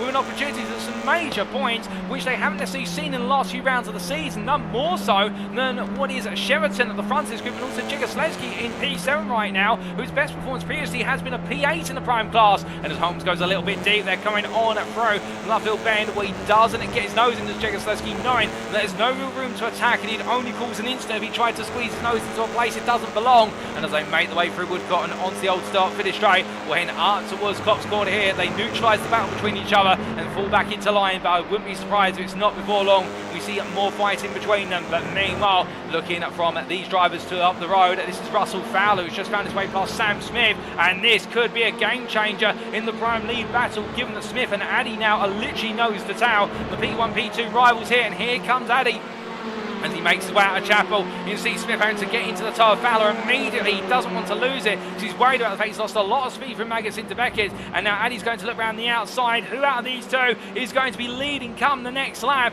As they make the way through the right-hander, only 2 more laps to go after this one. And as they come out to the right-hander of Stowe, it's Smith who's still ahead, but Addy's all over his 6, literally squirming from left to right, trying to look for the space. And Addy thinks about coming back to the inside, can't quite find it here. Through left into right they go, and as they do right now, Smith holding the position. I wouldn't be surprised he's going to absolutely park the Irish Esports Elantra on apex after apex now, as he tries to hold on for 2 more laps to bring home the win. But as he does so, meanwhile, Andrew Holmes here coming back versus Matthew Sheraton, the fight for P5 in the Prime Class, P21 overall, with Piotr Jigosleski right behind as well, as they make the way onto the 8th turn of the circuit. Well, as they come in towards turn number 1, the 2 Hondas going to the right-hander, and Holmes there on the inside on a slightly off racing line approach. But from then, we do need to take a moment to look here at the battle for what is P9 between Paul Zanatachi and Andrew Pike, as there's a little bit of a bump there between the two of them, and Pike just simply saying to his rival for Affinity, look, I'm here, okay? But I think right now Zanatachi will know he's there, and he's not going to back out either, as they make the way in towards Brooklyn's corner. Zanatachi looking around the outside, Pike there on the inside being squeezed the apex slightly, and in the end, Pike does stay ahead. Zanatachi throwing everything at his rival to stay glued to the side of him, and in the end, it had not been enough to get the full overlap in to what was the right-hander of Lovefield, and making the move does Andrew Pike in the end. But as they make the way on through the right-hander of Woodcock corner, well, their battle for P9 might go quiet for a brief moment, but meanwhile, Sam Smith and Matthew Addy, this is the battle of the prime lead. It carries on. It started at Lovefield, and as they make the way side by side up towards Cops Bend, well, right now 2 will go in, but will 2 come out? Who's going to be leading? Well, Smith decides to back out there. He looks at the cutback through the right-hander, and it's going to be a brilliant cutback here. Will give him the momentum he needs, but has he got a long enough run to capitalise? I don't think he has, as Addy has just held enough speed here to be safe into Maggots. And as they come through the left into right now, Addy's going to be under pressure. Because the thing is, so long as he can keep the speed through here, he'll feel safe initially, but he runs a little bit deep as he makes his way into Beckett's, and that's going to put him off line coming out of Chapel. And as he goes wider, you can see literally bobbing and weaving all over the place. Smith absolutely is cool as a cucumber right now as they power the way down the back straight, going down the hanger straight under the Johnny Walker Bridge. And well, here comes Smith. He looks inside. Will he go all in to Stowe? Well, he's going to look for it here, and Addy right now on the outside, thinking it's not this lap that's the final lap, it's the next one. He doesn't need to go incredibly defensive this time, but he's going to hang around the outside as they make the way down towards the Vale chicane. And as they come onto the brakes here, Addy on the inside, trying to outbrake his rival, trying to get Smith to back out. Smith turns in, but he's not quite overlapping, and therefore has to go behind. Single line formation as they make the way into club corner. 1 more lap to go. The white flag is out, and as they do, well, this lead for this battle for the prime lead right now separated by only 1.5 tenths as they roar their way onto this final lap of racing, the first race of the day here at Silverstone. And from them, here are your race leaders, your top 6 that we've been waiting to see how it all unfold. And I think right now the gloves are going to come off as Wayne Douglas has a very patient Dan Mould, who I think right now has been very patient all the way along, but his patience is going to wear thin with Mikey Doble and Gavin Gardner also in the mix, and then Wojciech Swirydowicz and Luciano Vitford at the back of this group starting to fight. But look at this, and the fact that Doble under pressure from Gardner, and therefore he can't really look for the move versus what is Mould. In turn, that releases Mould to focus on Douglas. Gardner right now really proving to be an annoyance to Mikey Doble, who wants the place, and given the fact that Wojciech Swirydowicz is P5, you can understand if the Doble Sim Racing driver wants that P2. Ideally, he wants to win, and for Swirydowicz to finish P5 and not P6. But right now for Mikey Doble, he finds himself between a rock and a hard place in the fact that if he goes on the attack, he's going to need to defend, and if he goes on the defense, he can't attack. And as they make the way in towards the right-hander of Cops Bend once more, well, right now Gardner incredibly close. That Audi with no weight in the car as well, proving its ability to be absolutely relentless in the assault. And as they head in towards Maggots into Beckett's here, the gap now to what is Mould from Doble is 3 tenths. Whilst it doesn't sound like much, that's enough to give Mould a little bit of breathing room. A bit Douglas there, almost out of sorts, coming on through what was Beckett's corner and brings it back together just in time. All 6 of these drivers here make the way on down the back straight underneath the Ganchi camera, and as they come on past and onwards they go towards Stowe Bend. Right now Douglas breaks the toe there, pulls the inside, swings back to the racing line. I think in the end he's not going to need to have done that given the pace that he's got over Mould, but as they head on through the right hand, it's only going to cost them a little bit of momentum as they come through Stowe and down towards the Vale. And this could be Mould's opportunity. He's going to have to throw everything at this if he wants to get this move done as they make the way into the final pair of corners. And as they do, Douglas defends hard. Meanwhile, Mould tries to look around the outside to inside. He can't find it. And as they come through Club Corner, well, the checker flag gets ready to wave. And it's going to wave for the first time in his NXTCC career for Wayne Douglas from NXTGEN Pink, who brings home the overall win ahead of Dan Mould and Mikey Doble. Gavin Gunner, Wojciech Swirydowicz and Luciano Vitford complete your top 6. Jamie Dory, P7 ahead of Andrew Pike, Lee Horn and Paul Zanatachi. Joseph Dole, P11 ahead of John Higgins Jr. and Nick Clemens, Benjamin McCluskey and Russell Fowler complete your top 15. And Matthew Addy in the end holds on to take victory versus Sam Smith in the battle for the Pro-Am win in their close fight together. P16, P17 for them. Jay Calais will bring on home 3rd place in the Pro-Am class, P19 overall, and a brilliant solid drive there for the 89 driver, ahead of Isaac Doble by 2.4 seconds. But Isaac Doble with that result, and what is Daniel Downing taking P32 or P40 in the Pro-Am class. Right now Isaac Doble moves even closer to putting both hands on that Pro-Am championship crown. We've still got more drivers to come on through, ladies and gentlemen. Let's not forget them, as we see Vilmos Blau then making it to the end. The privateer absolutely pleased with that one and finishing P17 ahead of what was Craig Tillerston as the FR20 sim racing driver heads to line P37. And then we do have a further 10 seconds to Daniel Martin as the RD Sim Sport driver had a frustrating first race of the day after losing that in the early stages, but still plenty more racing to come. He takes P38 ahead of Jonathan Collins. And our last finisher will be Mark Sykes, who finished a lap down, albeit P40 ahead of Reece Watt, who in the pit lane after 5 laps of racing. We will be classified as a race finisher as he did complete over half the race distance, but a difficult one for Reece Watt for JW Motorsport, no doubt about it. But as all the drivers go into their cool down laps right now, Matthew Addy bringing on home a key win in the Pro-Am class there for his aspirations to definitely finish inside the top 5 of the Pro-Am Championship and hunt down the 3rd place spot in the end, and he'll be happy about that, no question about it. But as he winds on down their close battle between himself and Sam Smith, absolutely brilliant fighting between them. And for Dan Mould, it wasn't to be the win in this race, but it'll be a P2, and we all know a reverse grid is on the cards, but I think he'll still take a little bit of pride and joy in the fact that he was able to deliver a strong P2 finish, and in the end, out of all the cars with success first, he was the one in that pack to be able to hold on to the highest spot, with Wayne Douglas in the end just proving too quick to be able to pass. But as he makes his way up the rise there, and Gavin Gardner just in front of him. Gardner trying as he might to get on the podium, wasn't able to do so, but in turn definitely get Mikey Doble looking more and more in his mirrors as they all come into the pits to cool down, ladies and gentlemen. Well, let's take you through those race results subject to any stewards' inquiries, and here they are. Well, as we can see, after a thrilling first race of the day here in round 9 of the NXTCC Season 5, brought to you on iRacing and powered by IMB Racewear, Wayne Douglas taking the win for NXTGEN Pink by 3 attempts in the end over Dan Mould for SRL NXTGEN. P3 went the way of Mikey Doble for Doble Sim Racing, ahead of Gavin Garner for NXTGEN Pink, with Wojciech Swirydowicz then taking P5, and the Semper Racing driver will not be too upset about that, given the fact he's working from a 0 score position from Sebring last week, so therefore every point counts, and he'll know that's going to work in his favour. Luciano Vitford, P6 for Brabham Esports, holding on to the top 5 all the way through, but wasn't able to make the attack in the end, ahead of Jamie Dory, who finished a further 3 seconds behind P7 for NXTGEN Pink, ahead of the charge of the trio of Andrew Pike for iRacing Esports, Lee Horn for NXTGEN with Sam Cases, and Paul Zanatachi, who holds on to the final spot of the top 10 for Affinity.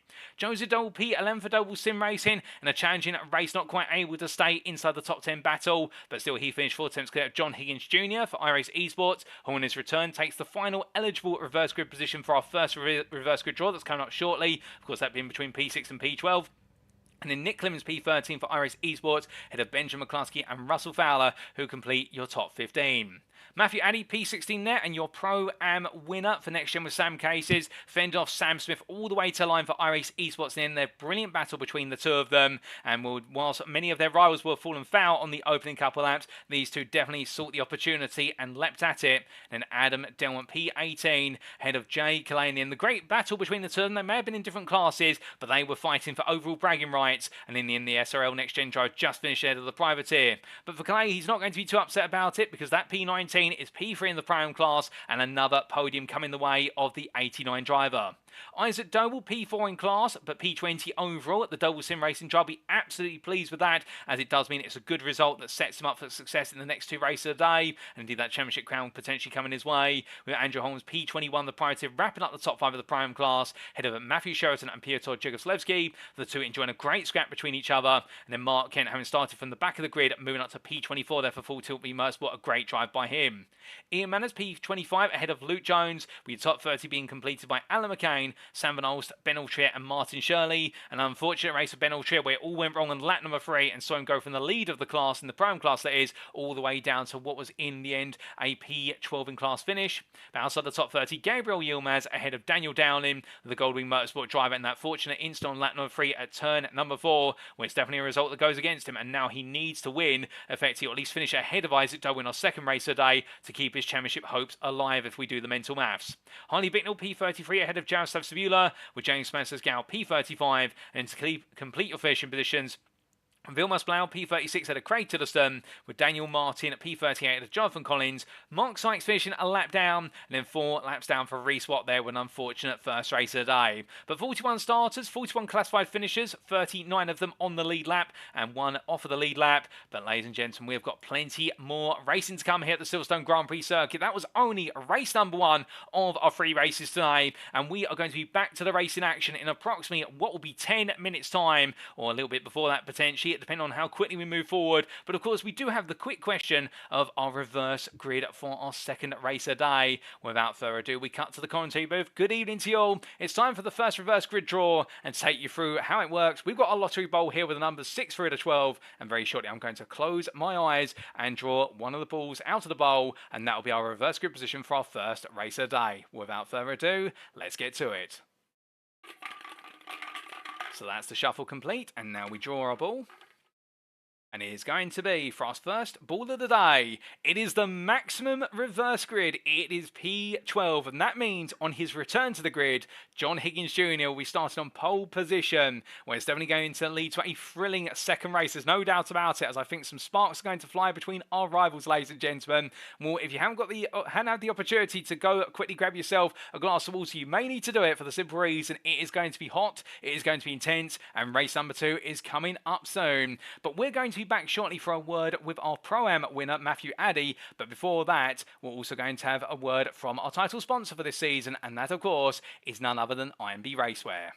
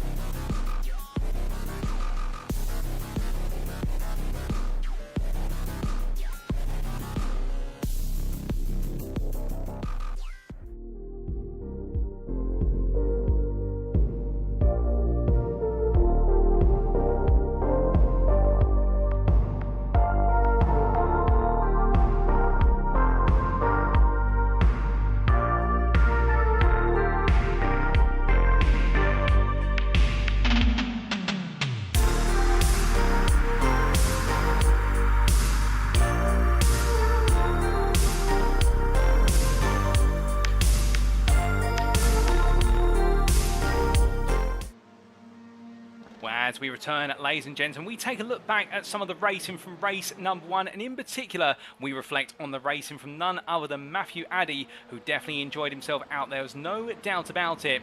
Whereas he makes his way on around there on the replay cameras, we see that great start that saw him charge his way on past what was the likes there of Jay Calais. We're going to try and grab a word from him very shortly. Indeed, our Pro-Am winner, without a doubt, enjoying the racing action from start to finish. And well, as we do try and catch a word with him, I do see him down in the paddock, I do believe, unless I'm very much mistaken. Give us a moment, and in fact we're going to grab a word from the man himself now, as he gets ready to join me in what will be at the interview room, or at least we're going to get a patch through from the pit lane. And as we do so, he joins me now. Matthew, have you got a moment or two for a quick word? Hi Paul, yes, yeah, no problem. What a race number 1 from yourself, taking the Pro-Am win in a closely fought battle between yourself and Sam Smith. I mean, you must be absolutely proud to be back on the top step when we return to Silverstone. Yeah, I didn't have much hopes for that race, to be honest. The P4 weight was hampering me, but yeah, and for some reason it just really hooked up in that race, and had a great battle with Sam for a few laps, and yeah, it was brilliant, really. Oh, that's fantastic to hear. And I have to ask, of course, now the fact we're at the Grand Prix circuit of Silverstone, we've raced the International, we've raced the National, but now we're racing the full layout. Is it a layout that you personally enjoy? Because you looked very quick out there, especially from that race start. No, I prefer the national layout, to be honest. The Grand Prix in these cars just seem a little bit long-winded. It takes a good couple of laps to get the tyres warm and get it hooked up, but either it's not too bad. It gives close racing on either circuit layout. Well, that's absolutely fair, and I can appreciate that different layouts suit different drivers. And I also have to ask, with regards to the start of the race, we saw a great launch off the line from yourself, and going into the first couple of laps, it looked very nip and tuck out of everyone fighting for the toe, but it's almost as if come lap number 3, with the leaders having their spin at what was the loop hairpin, it gave you the opportunity to shine. Absolutely, yeah. Once you get those tyres turned on, it's pretty good. I needed the toe from as many cars as possible, and unfortunately, I didn't get that enough in qualifying. So I should have been up there quite a bit further to start with, really. But yeah, just tag on the back of a car. I was lucky to tag on the back of some others in that race, and just drag me through it, really. Well, that's absolutely fair. And what can we expect from yourself in race number 2? Of course, you go into it starting P16. Sam Smith's going to be behind you on the row behind on the grid, but you're going to have 32.5 kilograms of success ballast in the car now. Yeah, that's going to. I haven't run that much weight before, so we'll see. It's probably not the best track to do that with all the straights, but if I can catch on to someone, then I'm happy to stay in that position, to be honest. So I don't think I'll probably get challenged much from Sam from behind, because he's going to be in a similar position. So just hold it and hope, really. Well, Matthew, we'll leave you to it in your race preparations for race number 2, but we wish you all the best luck going into the next race of the day. No problem. Thanks, Paul. They're hearing from Matthew Addy, our winner in the Prime class for our first race of the day, and now going into our second race, of course, fancying his opportunity to go battling once again and looking forward to it, no doubt about it. And talking about the fact that qualifying didn't quite go to plan necessarily, and therefore had to really shine in the race, and that's exactly what he did. And well, we have got plenty more opportunities to see him shine, there's no doubt about it, ladies and gentlemen. But do keep in mind as well, we're going to be taking a brief breather, but we will be back in approximately 5 to 6 minutes time for the build up to race number 2. And if we can, we might just try and get a word from Sam Smith, the runner up in the Prime class, and get his thoughts on going into race number 2. We'll see you very shortly.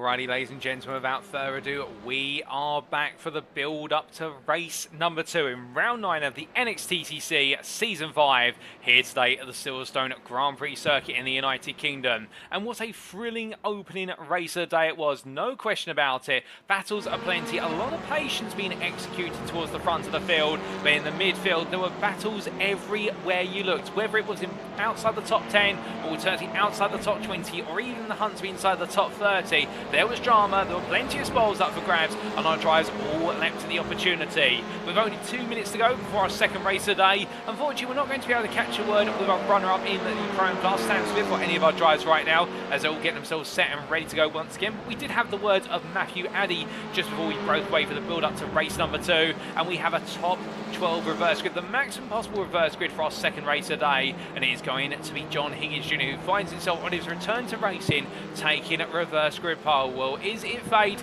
is it destiny, or is it something in between? All that and more is going to be discovered, but I can tell you one thing, if race number 2 is going to be anything like race number 1, we are in for an absolute thriller, and it's good to see so many of you enjoyed tuning in tonight. And well, as we get set, make sure your predictions, ladies and gentlemen, do let us know whether you think Higgins Jr. might be able to pull off a win in the second race, starting from pole, and given the fact that Wayne Douglas was able to convert a pole position, and I do believe in fact his maiden pole position is NXTCC career as well, unless I'm mistaken, or if it is not his maiden, it will be his second one, because I don't believe he's picked up that many pole positions. I'll have to check the history after today. Well, number 66 drive picking up his first win, that's a definite, and what a drive to victory it was. Big points there for himself in the NXTGEN Peak team, and he'll fancy his chances from what will be P12, albeit keep in mind he will be taking the maximum success ballast now into the car for the second race of the day, and that may just hamper his progress through the field. But that's always the story, of course, in the fact that if you win one race, you're going to be carrying all the weight for the second race, and vice versa,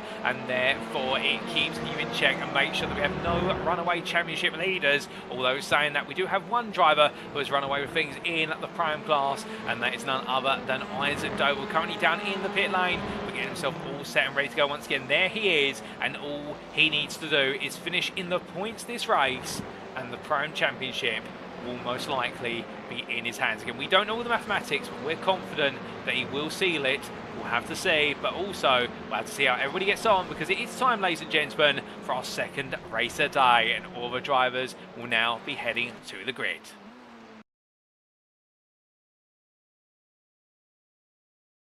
So as they all make their way onto the grid for race number 2, this is how the field lines up. It's John Higgins Jr. who takes reverse grid pole for iRacing Esports ahead of Doble Sim Race's Wojciech Doble. Pulls in a touch, he starts P3 for Affinity, joined on the second row by Lee Horn for NextGen with Sam Cases, and it's Andrew Pike for iRacing Esports on row number 3 in the company of NextGen Pink's Jamie Dory. We then have on row number 4 Luciano Vitford for Brabham Esports and Wojciech Swirydowicz for Semper Racing, with your top 10 being completed by Gavin Garner for NextGen Pink and Doble Sim Race's Mikey Doble.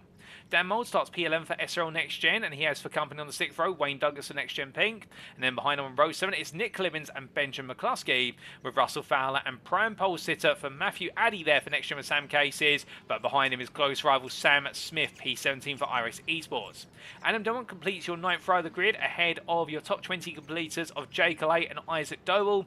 There's Andrew Holmes and Matthew Sheridan P21, P22, with Pietro Gieselski and Mark Kemp behind them on row number 12. Row number 13, we're going to have to stop there, ladies and gentlemen, because the field is set, the lights are going on, and it's going to be, will be 1 red light, 2 red lights, 3 red lights, 4 red lights, 5 red lights. And it's lights out and away we go. It's a very quick sequence as all the drivers get off the line, and as they make the way out to speed here, most drivers look as though they've stalled at the start, given the fact the light sequence was so quick, but not John Higgins Jr. as he takes the lead in this race and tries to run away with it. And as they make the way through the opening couple of corners here, it's a great start from the iRacing Esports driver. Wojciech Doble immediately behind, however, they're both very fierce rivals, and as they all come down to the braking zone, Lee Horn right now trying to shove the cork in the bottle and make sure nobody else gets on through, as everybody makes their way through the concertina that is the village hairpin, and as they do, most drivers safely on through there. A couple of slides and drives on cold tyres. You can see there the RD Simsport machine of Martin Shirley trying to dive up the inside of 3 cars. Gets exactly that as he makes the pass to Sabula, Ken and Yilmaz. And as they make the way on for Aintree Corner, brilliant pass from him. And meanwhile towards the back of the grid, Vilmos Blau and Mark Sykes having a little bit of square off as Sykes going on the inside. But meanwhile from them we look all the way out towards the front of the field as they make the way on through the left into right. And as they come on through in towards what will be Luffield Bend right now, you can see Higgins Jr. still under pressure from Joseph Doble, but the rest of the field started to suck on in. Will be the one driver's out of order right now, and that's because he's trying to fight hard. It's Luciano Vitford as he looks around the outside here of what will be Gavin Gardner going up through Woodcock Bend. Mikey Doble on the inside there behind Gardner, trying to push the Audi driver along. Now will they go 3 wide into Cops Bend on the open lap? Surely not. That'd be dangerous even for the best in the field. And as they make the way on through Cops Bend right now, Vitford cuts him. And cuts back, in fact, slides the car between the space there. That was pinpoint precision if you ever wanted to see it happen on live screen. And as they make the way on through Magnus and Beckett's right now, Vitford's going to gain both places there as he just simply slides on through. But Gardner comes back, looks up the inside, but it's going to put on the outside for the run into what is Beckett. And as they come through the right hand, Vitford has to back off, and it's a nice counter attack from Gavin Gardner to retain the position. But here comes Swirydowicz with Doble caught up behind. And right now, Mikey Doble knows he needs to continue to finish ahead of Wojciech Swirydowicz. He won't want to fall behind as they make the way on down the back straight. They roar their way on through and up towards turn number 15. Onto the brakes they go. Everyone getting close here. Vitford defends hard to the inside. Meanwhile, car speed off to the side. That was Dan Mould being sent wide. The number 80 driver rejoins, but he joins behind the 2 prime leaders of Matthew Allen and Sam Smith, who are as they were when they started this race. Isaac Doble's already up into P16. Car off, and that, I believe, unless I'm mistaken, is Luciano Vitford. Now, how on earth has he made his way all the way out onto the grass and then back on? We're not quite sure, but Vitford's had a dramatic end to his open lap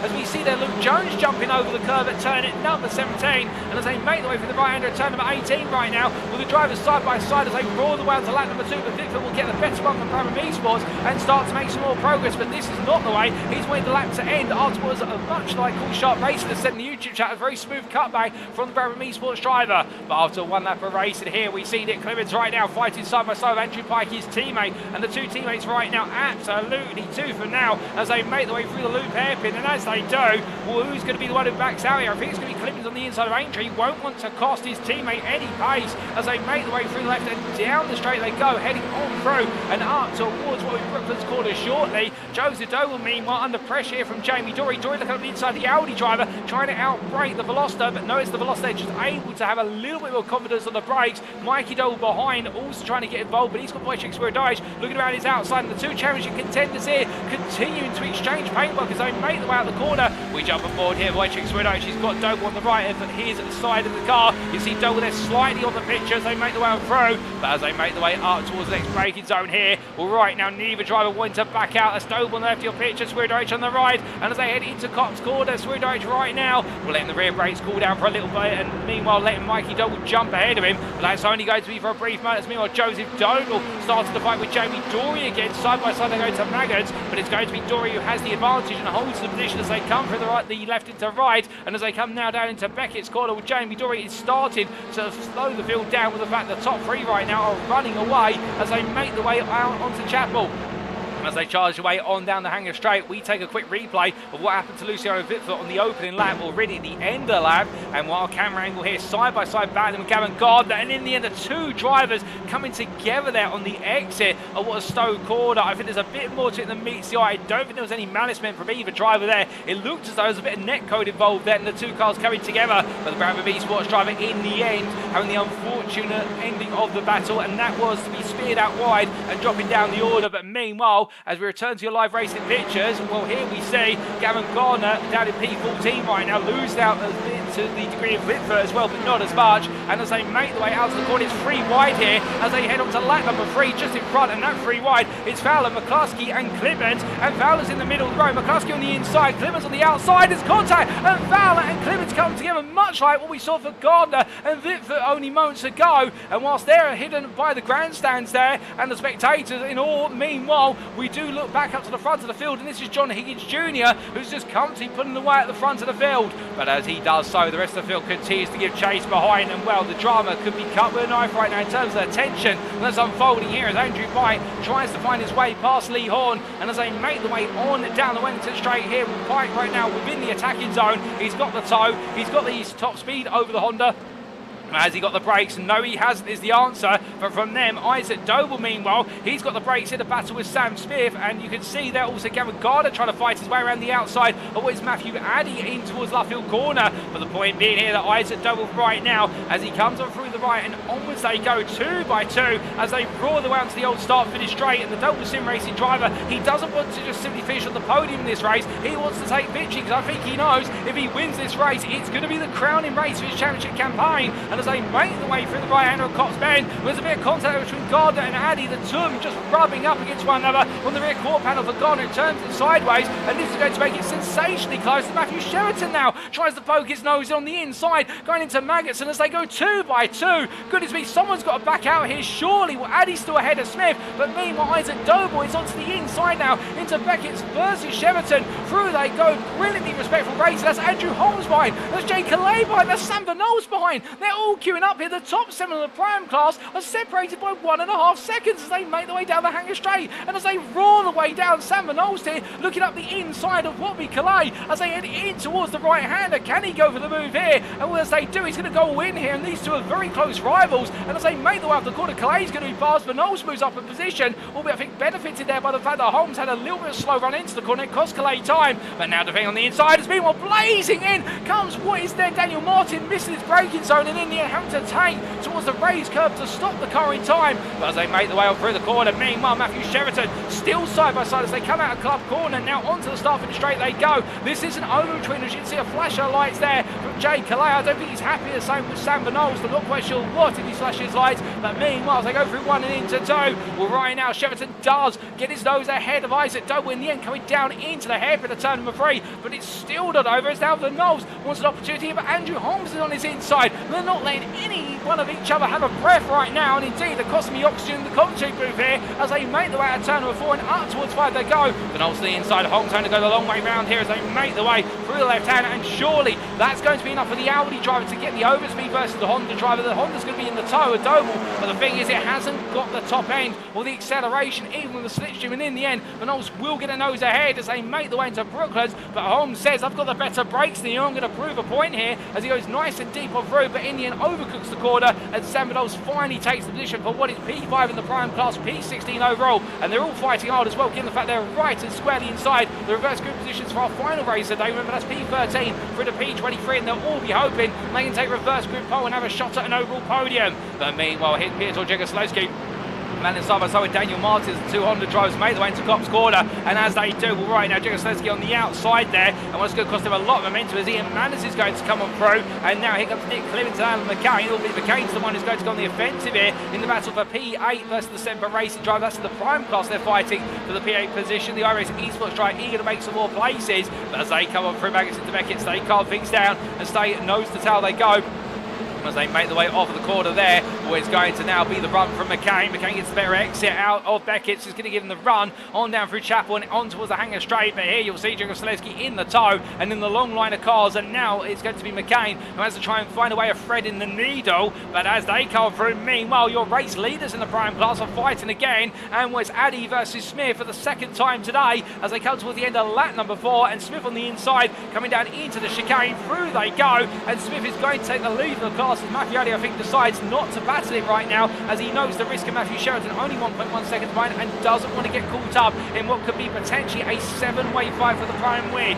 But as they make the way on to the next lap, meanwhile we look up to the leaders overall, and this is what is the battle for P2. Paul Zanatachi at P2 there in the foreground of your camera for Affinity, and then you've got what is Jamie Dory and Joseph Doble fighting as the two drivers who are friends off circuit but rivals on circuit was going to be Doble who looks up the inside there as Dory goes deep going through the loop, but it means he's got the greater whip to get the traction down the Audi, and that's what the Audi needs. It needs a straight to accelerate on, and as they make the way up through Adrian, you can see already here comes Dory roaring its way back on past here. It's the battle of the 4-cylinder engines. They charge their way down to the braking zone for turn number 6 into Brooklands they go, and as they do right now the doors open. Swirydowicz thinks about going between the two. Bit of a tap there to the rear of Dory's car, backs out before it becomes anything more serious, and as they make the way through the right hander at Luffield corner, right now Wojciech Swirydowicz absolutely eager to make more progress. He wants to get clear of Mikey Doble who's right behind him, and right now it's going to go to the wire. It will go to next week's season finale in this overall Championship,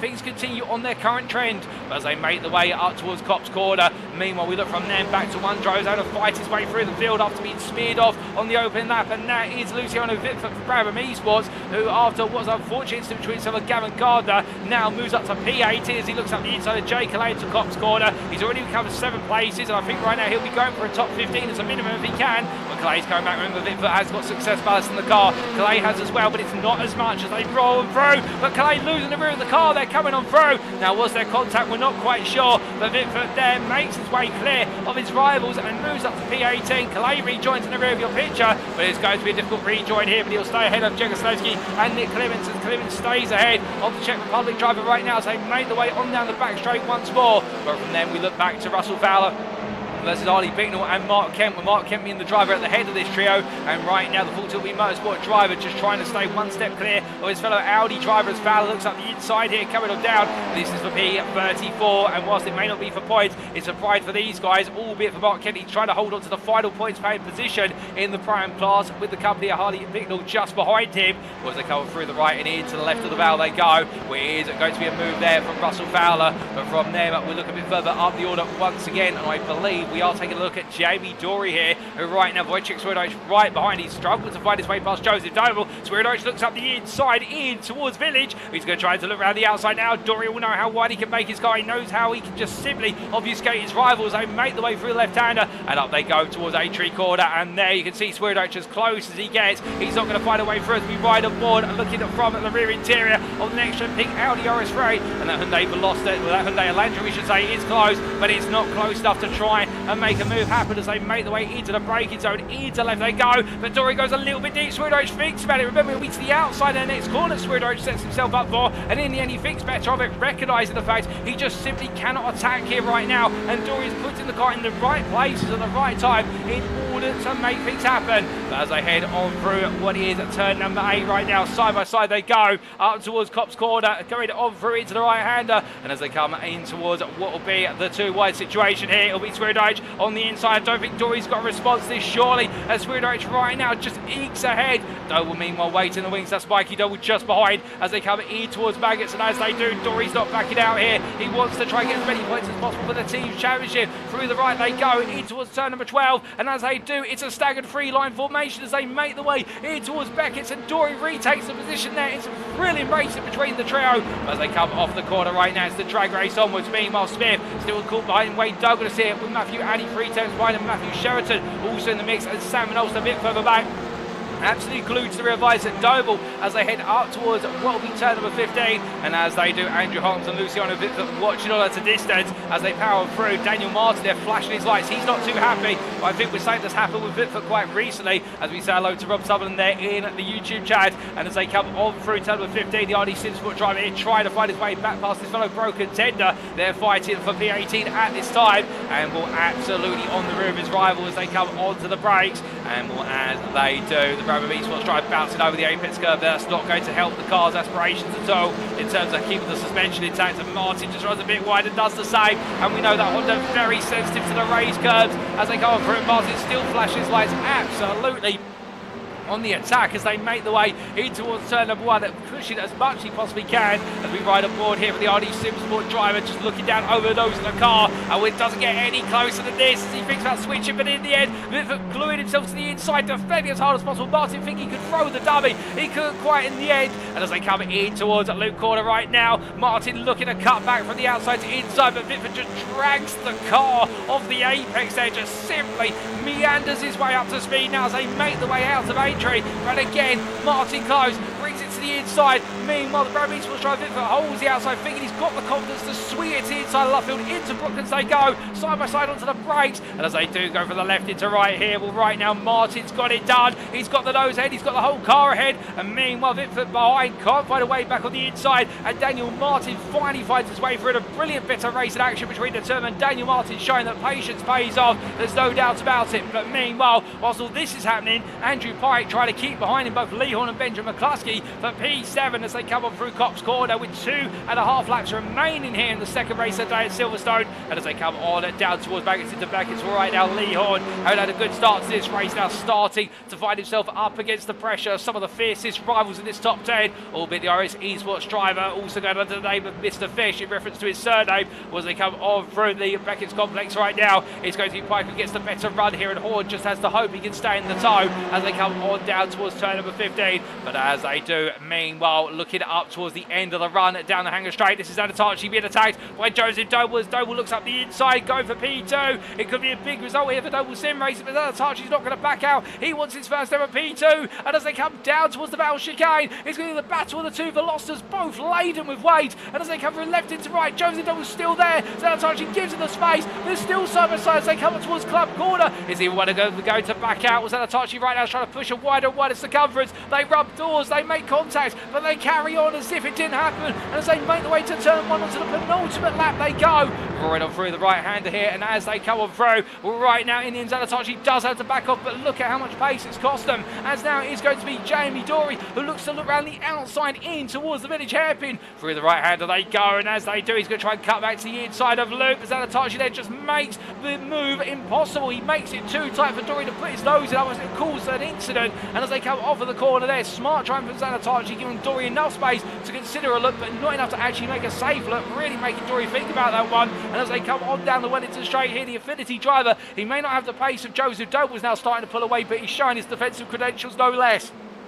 As they come down to the braking zone, meanwhile, we look to Sam Smith here, who's fighting with Wayne Douglas, still Matthew Addy 4 attempts behind, I think watching and waiting in the wings. But as they make the way through further back, Daniel Martin continued to pick his way past drivers. Up the inside of Andrew Holmes he goes. His next time will be Sam Van to try and finish inside the top 15, and that will be a point awarded to him for overall finishing position. Remembering, of course, that our pro drivers only compete in the overall championship. They've got no class championship, and therefore it does mean that the only points available to them are the top 15 overall, plus also fastest lap and qualifying. And as they make the way on towards the old start finish straight here, Daniel Martin needing to pick off one more place, and also hoping he can pick up reverse grip pole by making this progress, or at least a great starting position in the final race of the day. But off of the apex of turn number 9 they go, and as they charge their way on down, he's going to look round the outside here versus Benos. Benos is not an easy driver to pass here. The Prime Joe's definitely showed just how wide he can make that Audi RS3. Isaac Doble meanwhile in the rear of the picture, pushing on here, currently P6 in Pro-Am, and we may have fallen out of contention at the top 5 right now, but he won't be too upset about this given the fact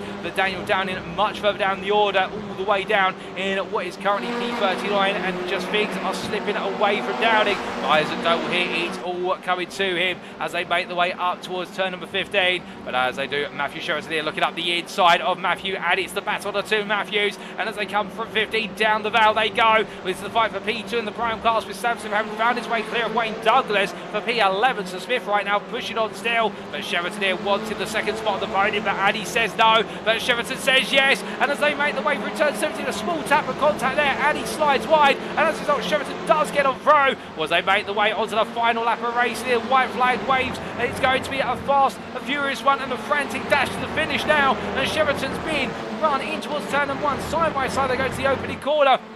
And as they do come through and in towards turn 2, Addy has to back out there for a brief moment. Meanwhile, looking back up towards the front of the field, this is the battle for what is P3 now. Pulls Anatachi ahead of Jamie Dory and Swirydowicz, but Swirydowicz here on the inside of Aintree, and with that on the inside of Jamie Dory as they make the way on down the Wellington straight. But you can see that Swirydowicz just not able to outrun the Audi. Flashing lights there for Joseph Doe, I think trying to distract John Higgins Jr., but he's too far away to notice surely. But meanwhile Swirydowicz backs off there and decides not to try and force the issue to Brooklands nor Luffield, and decides to try and set things up a bit later on. Meanwhile, here is Matthew Sheraton looking up the inside of Sam Smith for the win in the prime class. He can't quite find it right now. Smith has to go very, very defensive as we ride on board the RS Esports driver, looking back from the rear of the Elantra, and with a three-way fight for the prime win here with Sam Van Olst only a further 7 tenths behind. It could be a four-way fight before this race is over. We'll have to see, but as they make the way on through what is Woodcock Corner, right now Smith absolutely attacking here, and it's going to be the Aztec Racing driver who's even attacking more, as they go too wide into Cops corner. He's going to look for it. Sheraton. Smith on the outside. Sheraton's not going to hold anything back, but here comes Matthew Addy. He looks to make it 3 wide as they charge their way in towards Baggett's into Beckett, but Smith's back ahead. Addy swings to the middle. It's 3 wide again, but as Sheraton backs out, Addy cuts on through, but Smith holds on to the lead still. And look at this, the Constantino effect means that Daniel Martin now tries to make his way around the outside to inside of Sheraton, and in the space of 3 corners, it all falls apart for Sheraton.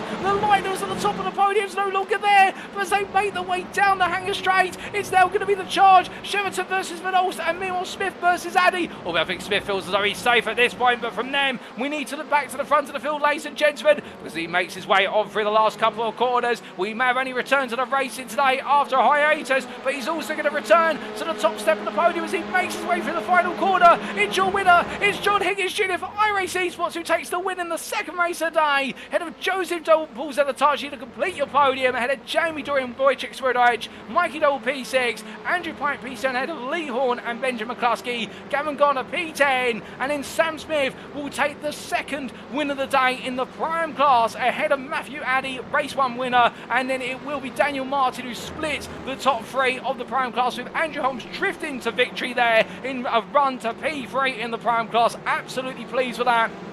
Luciano Vitford completes your top 15, ahead of Isaac Doble with Ian Manners and Matthew Sheraton. Jasper and Alan McCain completing your top 20. Most of the field is already through, ladies and gentlemen. There's been an instant for Sam Van Olst on the final lap. We can definitely confirm that, as he's taken P25 in the end. We still do have 1 driver to finish this race, I do believe, and that is going to be this man, the privateer of Vilmos Blau, in his newly liveried car here today, livery loaded correctly. And whilst he may not be on the pace of the leaders, he still deserves a round of applause, much like everybody else, for bringing it to the end of the race on the lead lap, and that's what we love to see for the 402 driver, as he takes P19 in the Prime class and P40 overall. But goodness me, what a second race we've had. And Neil Crave absolutely summing up the words that I wanted to say there in the Facebook chat, which is now that was on the edge of the seat racing, and 100% it was indeed, Neil. Slap bang on there. I can't even get off my words right now, given how fast it was, but goodness me. And in the end, we've got to feel for Matthew Sheraton in the fact at one point looking to try and snatch away the Prime win here in the second race today, but a P5 in class in the end it wasn't to be. But it also wasn't to be for Sam Van Olst, a run to the podium. And what exactly happened to Sam Van Olst, I hear you ask? Well, here is the replay. So there's a battle between himself and Sheraton going on through what was the corner there, and much like the incident between Gardner and Vitford earlier on, the Dolst experienced the same effect, being turned around there on the exit of the corner. And well for the Goldwing Motorsport driver, he returned to the race in the end, but came right back into the seat of Jay Calais. And what was Adam Delbert going 3 wide away, he decided to get his elbows out there, for Dolst not wanting to be knocked out of it, and in the end holding on to take P8 to the Prime class head of Calais, and will having to really get his elbows out there in order to take that P25 overall. But as we return to your live pictures, ladies and gentlemen, all the drivers immediately charge into the pit lane. They know they want to get themselves set for race number 3. Well, let's not hold them back, and let's focus on what our results were for this race. And well, here they are, subject to Eddie Stewart's inquiries. And as we can see, after another 9 laps of racing there at the Silverstone Grand Prix circuit, John Higgins Jr. taking the win, his first win of the season for iRacing Esports by 6/10 over Joseph Doble for Doble Sim Racing. A great performance from both of the top 2 finishers there, and clear of the field with Paul Zenatachi fighting hard for what is another 3rd place podium there for the Affinity driver, and he'll be absolutely proud of that one, there's no doubt about it, with Jamie Dory P4 for NXTGEN Pig and Wojciech Swirydowicz completing your top 5 for Semper Racing. That P5 ahead of Mikey Doble finished P6 for Doble Sim Racing, and it means it levels out the scores between the 2 drivers slightly after the performances of race number 1. But Andrew Pike P7 for iRacing Esports, he may have been a further 4 seconds afield from the top 6, but he enjoyed a great battle ahead of NXTGEN with Sam Case's Lee Horn and NXTGEN Pink's Benjamin McCluskey. Gavin Garner in the MP10 for NXTGEN Pig, a bit of a frustrating second race of the day, and then Sam Smith, best of the rest, overall P11, but more importantly for him at taking the win in the Prime class there for iRacing Esports, ahead of his rival and race 1 winner in the class, Matthew Addy for NXTGEN with Sam Cases, and another thrilling back and forth between the pair. Daniel Martin P13 for RD Simsport, breaking up the Prime drivers with 3rd place class finisher Andrew Holmes there, taking his first Prime podium of the season, and the privateer taking that P14 overall with it. Luciano Vitford recovering to P15.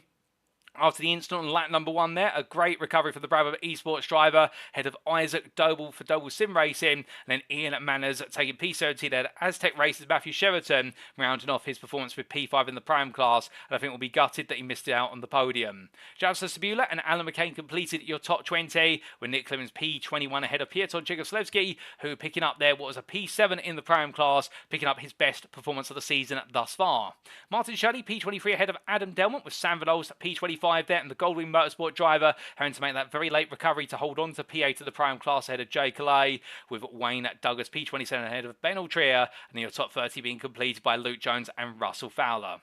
Reese Watt P31 in another back and forth battle between himself and Russell Fowler, but ahead of Jonathan Collins, James Spencer Scout, Mark Kent and Harley Bicknell to complete your top 35, and then coming on to P36 Dan Mould ahead of Mark Sykes P37, Daniel Danning P38, Gabriel Yilmaz P39, and your last finisher, but all the drivers who started finished this race on a lead lap, and that last finisher being Vilmos Blau there, the privateer, in the 4:02. But we're at that, ladies and gentlemen, that concludes our second race of the day, and what a race it has been. And well, goodness me, we've still got one more race to go, and well, of course, it's now time for that all-important reverse grid draw for race number 3, and the maximum possible draw on its way, of course, given the fact that based on the trend we have already seen today, what was the maximum possible draw for race number 2, but will that be the truth of it? We'll have to see as we cut to the commentary booth. Good evening to you all once again, and we're going to cut straight to it. We've got a lottery bowl. This time 2 numbers are going to be drawn out of the bowl, but what are they going to be? Let's find out and announce who your reverse grid pole sitter will be. So that's our initial shuffle for ball number 1, and it is going to be the number 12. Well, goodness me, you couldn't make this up, ladies and gentlemen. So we're already looking towards a large reverse grid for our final race of the day. Now, if the number 11 comes out, but would be tempting fate, but that would be something. Let's see what happens. That's the shuffle. Now we draw our final ball of the day. And it is going to be, well, it's not the number 11, it is going to be the number 7, which does mean it's a top 19 at reverse grid, and Javsav Sabula for Semper Racing will start on reverse grid pole for the final race of the day, and be joined there by none other than Matthew Sheraton, who gets his second chance at a prime win today. Well, the second chances are plenty in the field for the final race of the day, but who is going to be your final winner of the day? We'll be back in approximately 5 to 6 minutes for the build-up for our final race, and perhaps to get a word or two from some of our drivers, but until then, make sure you get yourself set for that final race, ladies and gentlemen, because I can tell you one thing, it's going to be a thriller and you won't want to miss it. We'll see you shortly after this brief word from our title sponsor, IMB Racewear.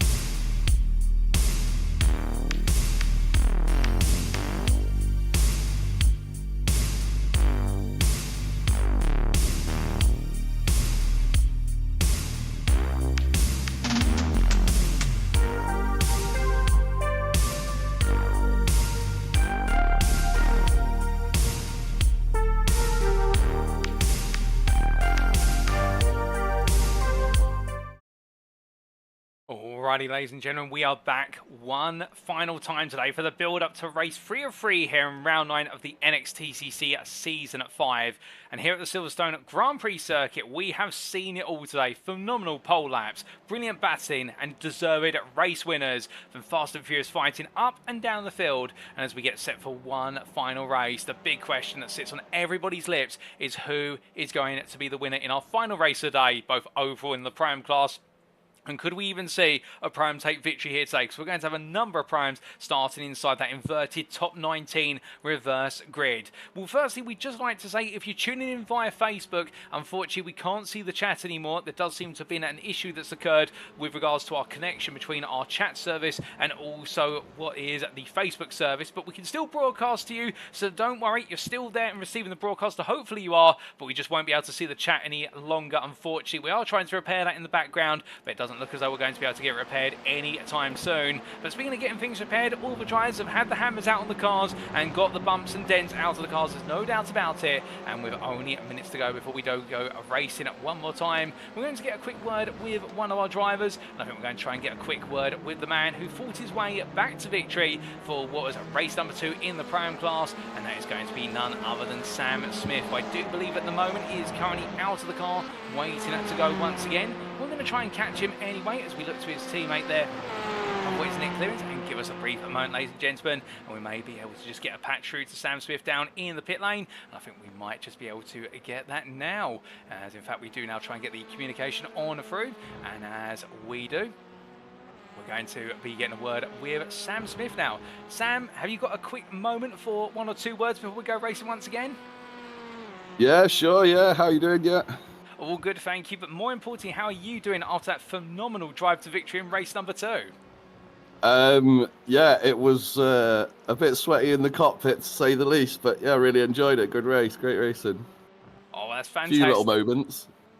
Oh, goodness me. Well, it's fantastic to hear it, of course. Matthew Addy got one over you in race 1. Now you've got one over him in race number 2. It looks as though it's very fierce between the two of you tonight, but respectful.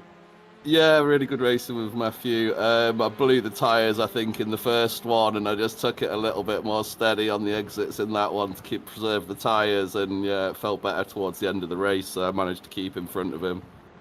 Well, I managed to pass him and keep in front, so yeah, good racing. Good race with Matt. Oh, no doubt. Now, one more race to go. You're well inside that top 19, that reverse grid inside the top 10. What's your prediction for race number 3? Just at least hold station or go forward, because I think I've got a few Pro-Ams now in front of me because of the reverse. So I think that puts Matthew all the way to Cheverton, doesn't it, in front of me? There are about 6 people now or something, Pro-Ams in front. Oh, it does indeed. But with that, we'll leave you to it with a minute to go. Good luck in the race, and we'll see you at the checkered flag. Excellent. Thank you very much. Cheers, guys.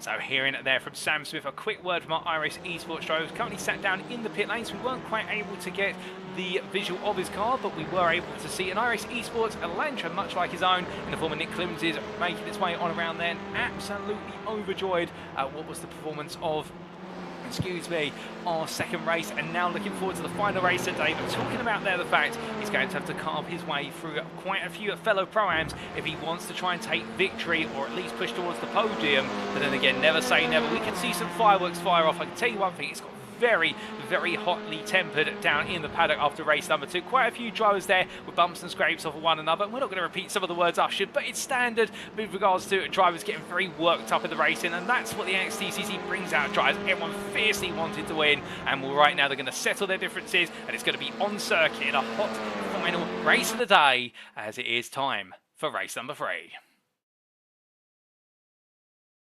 So as our drivers make their way onto the grid, this is how they'll line up with a top 19 reverse grid. It is Jazz Sostabilo who takes reverse grid pole for Semper Racing ahead of Aztec Racing's Matthew Cheverton. Behind them on row number 2, it's Ian Manners for JW Motorsport and Doble Sim Racing's Isaac Doble, with then Luciano Vitford starting P5 for Brabham Esports and the company with him of Andrew Holmes. Daniel Martin starts P7 for RD Simsport and Matthew Addy for NextGen with Sam Cases, and then it's going to be Sam Smith for iRacing Esports ahead of Gavin Garner for NextGen Pink, who completes your top 10. Benjamin McCluskey starts P11 for NextGen Pink ahead of NextGen with Sam Cases Lee Horn. And then we're going to have on row number 7 Andrew Pike for iRacing Esports. And then it's going to be Mikey Doble for Doble Sim Racing.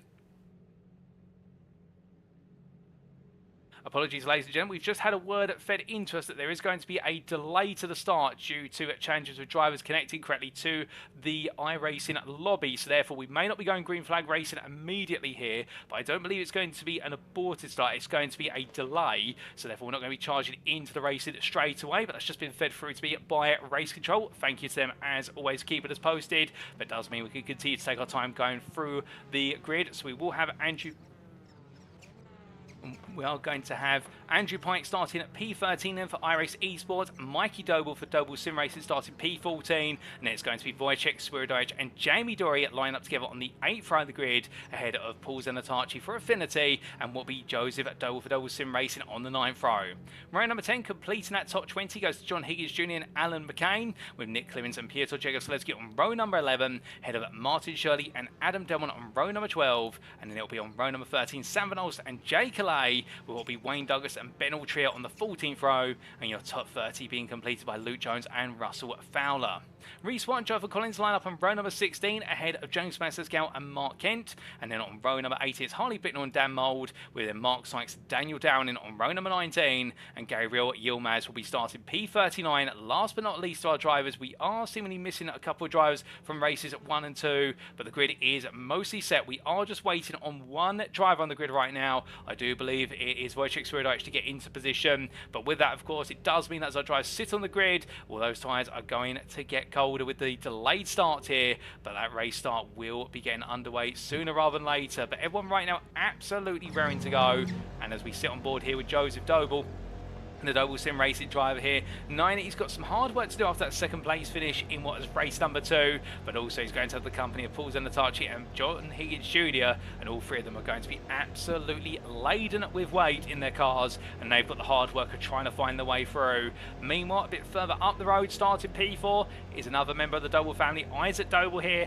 and the Doble Sim Racing driver, knowing that that Pro Championship crown is practically there. He's just waited for it now to be confirmed after today. Well, I believe the grid is practically set. We might be getting the restart procedure soon in terms of getting those lights on. And the start procedure is going to be getting underway in 30 seconds, ladies and gentlemen. And our drivers have just had that fed through to us, so we keep getting the patch through from Race Control, which is fantastic to hear. And the Race Control getting the racing underway, so everyone itching right now, but it does mean those tyre temperatures are going to be plummeting on the cars. Those brake temperatures, there's going to be no heat in the brakes whatsoever. It's going to make it a harder run in towards the opening 4 quarters. There's no doubt about that. But Jasper Vila has a shot here of running away to victory if he can steer clear of the field. But keep in mind, Ian Mans behind, who starts P3, will be very eager to try and find his own way through. But as they get set, well, now I do believe we're only seconds away from the lights going on, and as all of our drivers' engines start to turn up the notch, well, everyone's set and ready to go here, and it is going to be lights out and away we go as the lights now get to go on, and here they are. It is going to be 1 red light, 2 red lights, 3 red lights, 4 red lights, 5 red lights. And it's lights out and away we go for our final race of the day. And whilst it's the delayed start for everybody, many get a good run off the line as Jasper Sabula there, as Matthew Sheraton for company in the run towards turn 1. Ian Man has a slow start in P3 there, and Sheraton now started to come on strong as they make their way through turns 1 and 2. And as they come up towards turn 3, Sabula wants to clear the prime driver as quickly as possible here. And Sheraton says no and goes all the way on the inside, looking to try and go for the overall win as well, to add to his overall win at Twin Moon Motegi last season. As they come on through turn number 4, Shivlula comes on back here, and as they roll off the apex, everybody now starts to make the way on through the loop, and it looks so all the drivers safely on through. Although I say that immediately, there's been some contact further down. I believe James Masserscow being caught up in the shunt, making the way on through, but Dan Mulcahy on through on the inside. They're picking up 1, picking up 2, and as they make the way on down the Wellington straight here, with the SRL and NXTGEN driver roaring on through side by side with teammate Adam Delmont, and right now looking to try and make further progress here. And Dan Moult's had some of the worst luck today, and he doesn't want that luck to stay anywhere near him any longer. But as they make the way through turn 6 into 7, coming on through left into right, well, meanwhile from them, Sam Van Olst here side by side with Ben Altria, another driver who had a lot of misfortune in the first race today, and now trying to recover his way on through to a top 10 finish in the prime class. Going side by side here with Van Olst going on through Woodcock Corner, and as they head on the old start finish straight, it's going to be a run up towards Cops Corner. Ultra is still on the inside, Vanol still a nose ahead and half a car ahead. He's going to confirm the position. Will be one if he goes that deep, and as his Ultra takes the place off him. But meanwhile, Wojciech Swirydowicz side by side here with Lee Horn. Nick Clemens as well, 3 wide they go into Maggots, and as they go on through in towards Beckett's, it's going to go down to 2 wide between Swirydowicz and also there what is Clemens, with Lee Horn backing off as well. And Clemens goes a bit deep, trying to carry the momentum around the outside. It doesn't work for Nick Clemens, and the place goes the way of Wojciech Swirydowicz. A good double move there. Meanwhile, driver who gained more places compared to Swirydowicz at the start. Mikey Doble has moved all the way up into P11 already. He's got ahead of Sam Smith, he's got ahead of Andrew Pike, and the double sim racer driver thinks he can get a few more places, there's no doubt about it. But as they make the way in towards turn number 15, Matthew Addy right now still behind what is their Benjamin McCluskey as they come through the right-hander, and down they go into the Vale for the first time. And as they come down to the braking zone here, where it's going to be closed, but everyone right now I think settling down into a rhythm. Although I say that, Alan McCain right now, he finds himself in practice here 4 wide. There's Wayne Douglas finds his way on through. Beneltree is still trying to get on through, going around the outside. They're going to be 3 wide, come through turn 17. Do you believe there's 3 wide at Club Corner? And as they come through, Alan McCain squeeze the apex, Ultra goes wide, Douglas in the middle, and nobody's backing off as they make the way to lap number 2. This is incredible to watch, and how on earth they just made it 3 wide out of out into Club. I'll never know. That's testament to the driver's abilities. Ultra then locks up on the front right brake. The car grinding along as it makes its way into turn 2 and 3. I think Ultra might have a problem with the car as he's going slowly and the car's struggling to regain its composure. And McCain right now losing out behind Douglas. Meanwhile, teammate up the inside, John Higgins Jr. as Higgins Jr. comes on through, absolutely wanting more and more positions whilst he can seize them. Meanwhile, it's Dan Mould going backwards. What on earth has happened to Dan Mould? It's all gone wrong for him as he brings the car back together, and well, that's a surprise and not a welcome one to be said as a minimum, in the fact the SO NXTGEN driver is making loads of progress, and now down to P32. It's pandemonium on lap number 2, but meanwhile, also that's playing out. Andrew Holmes, P6 overall, trying to keep Daniel Martin behind, and he's currently holding on to P3 in the prime classes, Holmes, as they make the way on through Woodcock Corner. Gavin Gardner behind,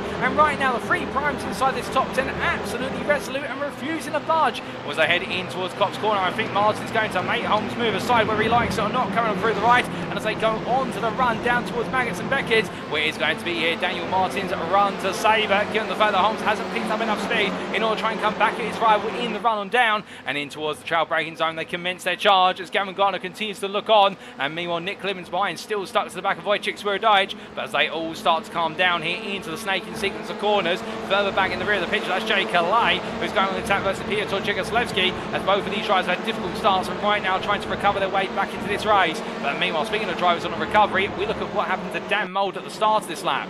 And there was battling there side by side with, I believe, that was Piotr Jegoslavski, and Mould's car just rolling onto the gravel there, and in the end getting it cut through the field. And with the SO NXTGEN driver, if he wasn't able to apply the brakes, getting the car well and truly out of the way and cutting through the field, that's one of the most dramatic rejoins and exits that I've ever seen in the NXTCC. And the number 80 driver there definitely going racing at once again, but a frustrating race to wrap up the day so far, then there's no question about it. But meanwhile, as we return to your live pictures, Jay Calais under pressure from Joseph Doble, as we do see the quote here right now, trying to make sure his roll stays behind, but Jegoslavski in return, breaking away here. Joseph Doble tries to get the door open through Club Corner, onto lap 3 they go, and in the battle of the 2 velocities, it is going to be Doble on the left of your picture, who's going to have the overspeed here as they make the way into turn 1. Calais on the outside, however, isn't going to back out immediately, but from them, we look to your leader in the prime class and P3 overall driver, Matthew Sheraton, who's still trying to act as a little bit of a cork in the bottle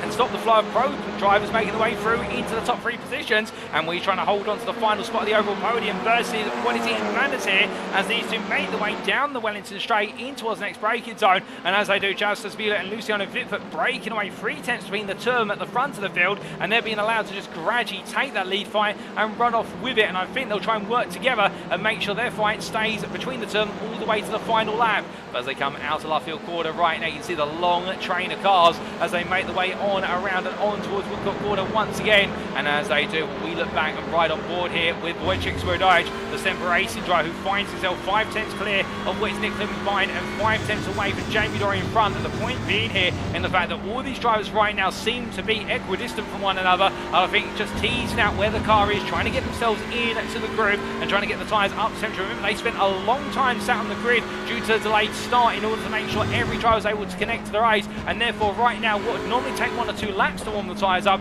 is going to take 3 or 4 laps to get those tyres into optimum temperature, and we're still in the heating phase of the tyres as they make the way on through Beckett's and on to Chapel and Swirydowicz there. You can see trying to carry as much speed as possible, but having to fight with the car every step of the way as he does so to make sure he doesn't overdo the tyres, but also he carries the pace. But as they head on down, meanwhile in the rear of the picture, that's Ben Altria side by side with Wayne Douglas on the right, Altria on the left, and as they head in towards the Stoke order, it is going to be Altria fights hard, meanwhile being pushed through there by Higgins Jr., who absolutely pushes forward and says, well, don't mind if I do, Ben, but I need you to do this a little bit quicker if you don't mind. And as they make the way in towards Val, Douglas trying to come back, Higgins Jr. defends hard on the inside and make sure he converts the position in to what is P20 as they make the way on through Val now to Club. As they roar their way on to the next lap, fastest lap of the race for Luciano Vitford at 2:15.293, with track temperature coming down as the sun begins to set. It's going to be faster and faster lap times here, and well, meanwhile Martin Shirley on the inside versus Alan McCain as they come in towards the opening corner once more, and as they do, McCain holding outside to inside through Farm Curve, and that's going to give him all the confidence he needs in order to make the stand as they head down, but Shirley cuts back to the inside here. McCain sees his rival coming, he lets the RD Sensible driver take the position, albeit now he's going to try and squeeze on through and Shirley and then has to get his elbows out and say to McCain, look, there's no space for you, don't fight it. And in the end, McCain thinking a bit differently compared to his rival, but as they rejoin, well, now it's going to be James Smatsesco who tries to seize on the wounded McCain as they head on down the end to straight. There's contact as McCain well, not McCain, apologies, it's going to be Smatsesco in contact there with Piotr Czechoslovaski, and Smatsesco turns to the wall, and his race right now comes to an abrupt halt as meanwhile Piotr Czechoslovaski battling with Adam Delmont, and Delmont makes it out the inside to the outside of left field bend, and the Semper Racing driver there not flinching after the contact with Smatsesco and still trying to push on, as meanwhile that's Wojciech Swirydowicz who's gone wide there. And what on earth has happened to the championship leader? This is huge in the fact that right now Swirydowicz, whilst he was looking at parity out of today and really holding on to that championship lead of what was 24 points, and right now this is going to knock the wind out of his sails, and it's the first time we've seen it go wrong for the Polish driver. But what exactly happened? Here's a quick replay. So as they made the way on down the Wellington Straight here, I think there's going to be, there was something wrong with the car before that. Swirydowicz already showing the suspensions collapse. You can see it on what is that? I do believe the front left-hand side, the suspension has dropped down, and for Wojciech Swirydowicz, this is not good news, and the fact this is going to hurt him hugely. And with that, as he makes his way on through, well, whatever's happened to that car, the number 80, the wounds are definitely taking their toll, and this could really change things going to Donington Park, because right now, as we return to your live pictures, Mikey Doble is into P10. He's just jumped ahead of Jamie Dorr and Matthew Addy, and right now, if he carries up this momentum, if he can finish inside the top 5 in this race, for the Doble Sim Racing driver, he won't make it level, but he'll close the gap enough to give himself every opportunity to try and swing the championship back in his favour in the final 3 races of the season. But as they make the way on to lap number 5 here, it's easier said than done, but certainly when you're carrying some weight in the car and you've got rivals in front and nobody's going to give way to you, you haven't got any teammates who can make this easier. And as they head in towards the braking zone here for turn number 3, you can see Andrew Holmes battling hard with Ian Manners. Manners trying to get his elbows out there to make sure the privateer doesn't find his way through, and Wolfgang Manners, it's all about finishing P5, the pro driver who's yet to pick up the top 5 this season, and right now looking at his first top 5 as they head on down to the Wellington Straight once again. But Isaac Doble right there alongside him, well no, not alongside him, it'll be alongside Andrew Holmes. We should correct ourselves, and as Holmes here feels some pressure from the pro driver in towards the braking zone they go, and a bit of contact there and a bit of elbows out as Isaac Doble shoved wide trying to look for the move versus Holmes. I think they're both drivers trying to contest the space, but in the end Andrew Holmes saying no, it's mine, and therefore Benjamin McCluskey makes his way on through. Meanwhile Mikey Doble around the outside there, Gavin Gardner trying to take P9 off of the NXTGEN Racing pink driver. Doble right now absolutely on a spirited charge here, and now he's got brother Isaac just in front, and what I can imagine they'll try and make a switch here in order to aid Mikey's championship, but at the same time they won't want to lose too much momentum, for the simple reason if they do, they could have the 2 NXTGEN Racing pink drivers pick off 2 places in one go versus Isaac Doble, and that will hurt Doble Sim Racing the team's championship. So it's an absolutely difficult situation for them to manage in the fact they've got to try and swap the two drivers around but simultaneously not lose any ground. And as they come on through Beckett's, it's going to be will be the run down the back straight here where they might be able to try and work some magic as we ride on board and look back from the rear of the Doble Sim Racing driver. But what exactly can they do? It's 2 tenths of a gap to Mikey Doble from brother Isaac, who you're riding on board with. And as they make the way on down, we're coming in towards that braking zone. No change between them at the moment, and they are going to stay as they are. But meanwhile, whilst all this has been playing out, we do have a new race leader, ladies and gentlemen, and that's in the form of Luciano Wittfurt, who has taken over the lead from Wojciech Swirydowicz. It happened in the early stages of this lap as they make the way into lap number 6, and we get a replay to explain what exactly happened. We're side by side as they made the way there out of what was, I do believe, Lovefield Bend, and Wittfurt on the inside all the way through Woodcock Corner, and Swirydowicz taking a very wide line there through turn number 8. I wonder if he was trying to bleed some speed off the car intentionally in order to avoid having to lift off, and the Brabham Esports driver in the end just smoothly making his way on through into lead. And I think Swirydowicz as well playing the game, which is I need to work with my rival in order to make sure we're battling for the win at the end, and it's not going to send me further down the order. And we know that Swirydowicz, a very tactical driver, he knows when to fight and when not to, and he also has a mantra which is sometimes not to race with drivers who are on a different level of pace by comparison unless it's right towards the end of the race. And I think Swirydowicz deploying that right now, and the Semper Racing driver keeping himself well within touch of a race win at the end by taking such an approach. But meanwhile, Ian Manners here trying to take another look versus Matthew Sheraton on your live screen as they go into Brooklands Corner. Sheraton losing the rear of the car, Manners having to look around the outside areas. It's Sheraton who's able to park it on the inside at Lovefield Bend, and as they do, Benjamin McCluskey gets close now as they make the way on through the long right, and onwards they go towards Copse Corner. But as they all queue up behind one another, particularly behind Matthew Sheraton, who's absolutely standing strong as they head on to the Copse Bend right now. Well, here comes Manners, he's going to look around the outside. We ride on board here with the JW Motorsport driver. He tries to throw everything in the textbook for overtaking at his rival, but nothing seems to stick. And as you can see here, the Honda, it may have the speed through the corner, but as soon as we get onto a straight in the acceleration zone, the Audi is able to achieve parity. And as they come in towards the Magazines Beckett's complex here, well, this is where the JW Motorsport Honda will excel. But the problem is with Manners being so close here, he's got to back off. You can see Sheraton all out, sort of swinging the car from left to right, absolutely on the ragged edge of adhesion to keep the JW Motorsport driver behind him, looking to go for that P4 overall today. As Daniel Martin found his way through earlier for P3, well, they make the way up the hanger straight right now. Manners still waits his turn and waits to go on the offensive as they head onto the brakes.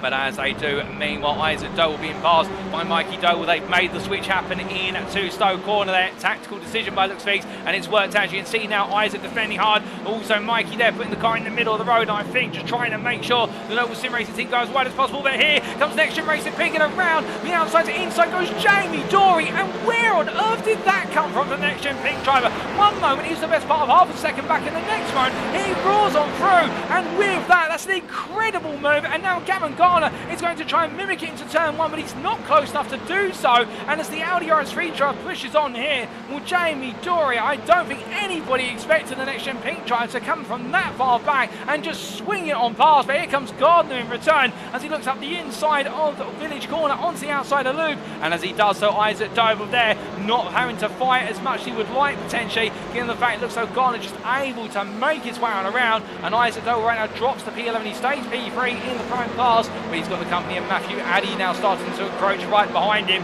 But meanwhile, from them, we've also got battles happening further down the field, and this is between the two JW Motorsport drivers in the fight for its P15 and the final point in the prime class day. It's Hardy Bicknell versus Luke Jones, and they'll both want that point, but Teddy Bicknell's not had the fair share of points over the course of this season compared to his prime rivals. But Jones right now just watching on as I think Bicknell started to open up the gap as they make their way out of Aintree. But as we look from towards the back of the field, back up towards the midfield, this is Ben Aldria fighting side by side with Russell Fowler, with Alan McCain just behind. And as they come on through Woodcock Corner right now, it's going to be Fowler who tries to go all the way around the outside, hitting the Audi RS3. He's got the tyre of Benolch just in front of him there in the foreground of your camera shot. But Aldria defends the inside, trying to hold the position. He's going to have a compromise line. He's not going to have as much speed. And Alan McCain right now, I think he's getting twitchy. I think he's tempted to make it 3 wide. Well, as they make the way on down towards Maggots in the end, he makes it 2 wide. He looks on the inside to the outside around Aldria. But as he does so, can the full tilt motorsport driver making 2 wide all the way through. No, he can't. He has to back off there. He hasn't got the overspeed, and the car's starting to come loose on the rear end under braking. And as they rotate the way through,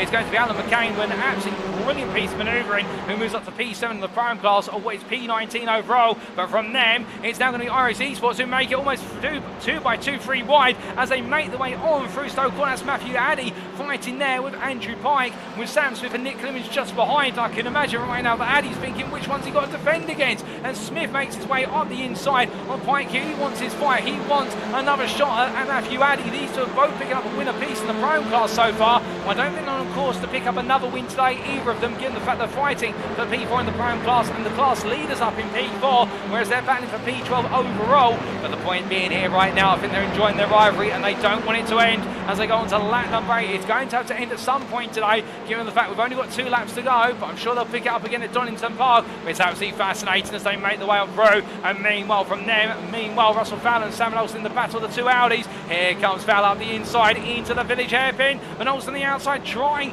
to keep himself there onto the inside of the loop, but in the end, it's going to be a pass made by Fowler, absolutely having to go as late and as brazenly as he dares to do so, but making it happen just about. But from them, Sam Smith right now back to battling with Matthew Addy as we look back up to this battle for P4 in the prime class, and it's going to be Addy on the outside. You can see there Andrew Pike trying to squeeze his way in, trying to get into the face of what is Matthew Addy, trying to frustrate him, and Smith is able to come through as a result, as I think we've had a bit of an incident just in front as a load of smoke gets kicked up, albeit I think all the drivers have made it on through. And it is going to be 3 wide here as they make the way through Woodcock. That's Mikey Doble on the inside, Andrew Holmes in the middle, and then Ian Maz on the outside. I think Doble has found his way past 1, past 2 in quick succession as they head into Cox Corner. But as they go 2 by 2, it's getting very crowded through here. Doble holds the lead of this group of 6 cars, but will Holmes be able to come back? As you can see here, the weight is taking its toll on the car of Mikey Doble as they make the way on through left into right. Well, as they do through Maggots into Beckett's, it's still 2 wide all the way through. Holmes holding his line. Doble doing the same here to the inside of what will be at Beckett's they go, and as they do, Andrew Holmes around the outside takes the inside of Chapel, and he retakes the position in a brilliant bit of defensive racecraft there as they make the way on down. You can see they're immediately pulling to the inside. Meanwhile, here comes Jamie Dory looking around the centre of the road, around the outside of Mikey Doble. Gavin Gardner with him as Ian Manners meanwhile tries to keep eyes at Doble behind. It's still 2 by 2, all 6 drivers in a 3 by 2 formation as they make the way through, and as they do, right now Andrew Holmes runs a bit wide. Dory tries to get in the middle. It's going to be 3 wide down to the Vale. Dory's going to go for the Moses manoeuvre. Can he pull it off? He's done it before, and as they make the way on around, he takes 1, he's going to take 2, and he does exactly that, and Jamie Dory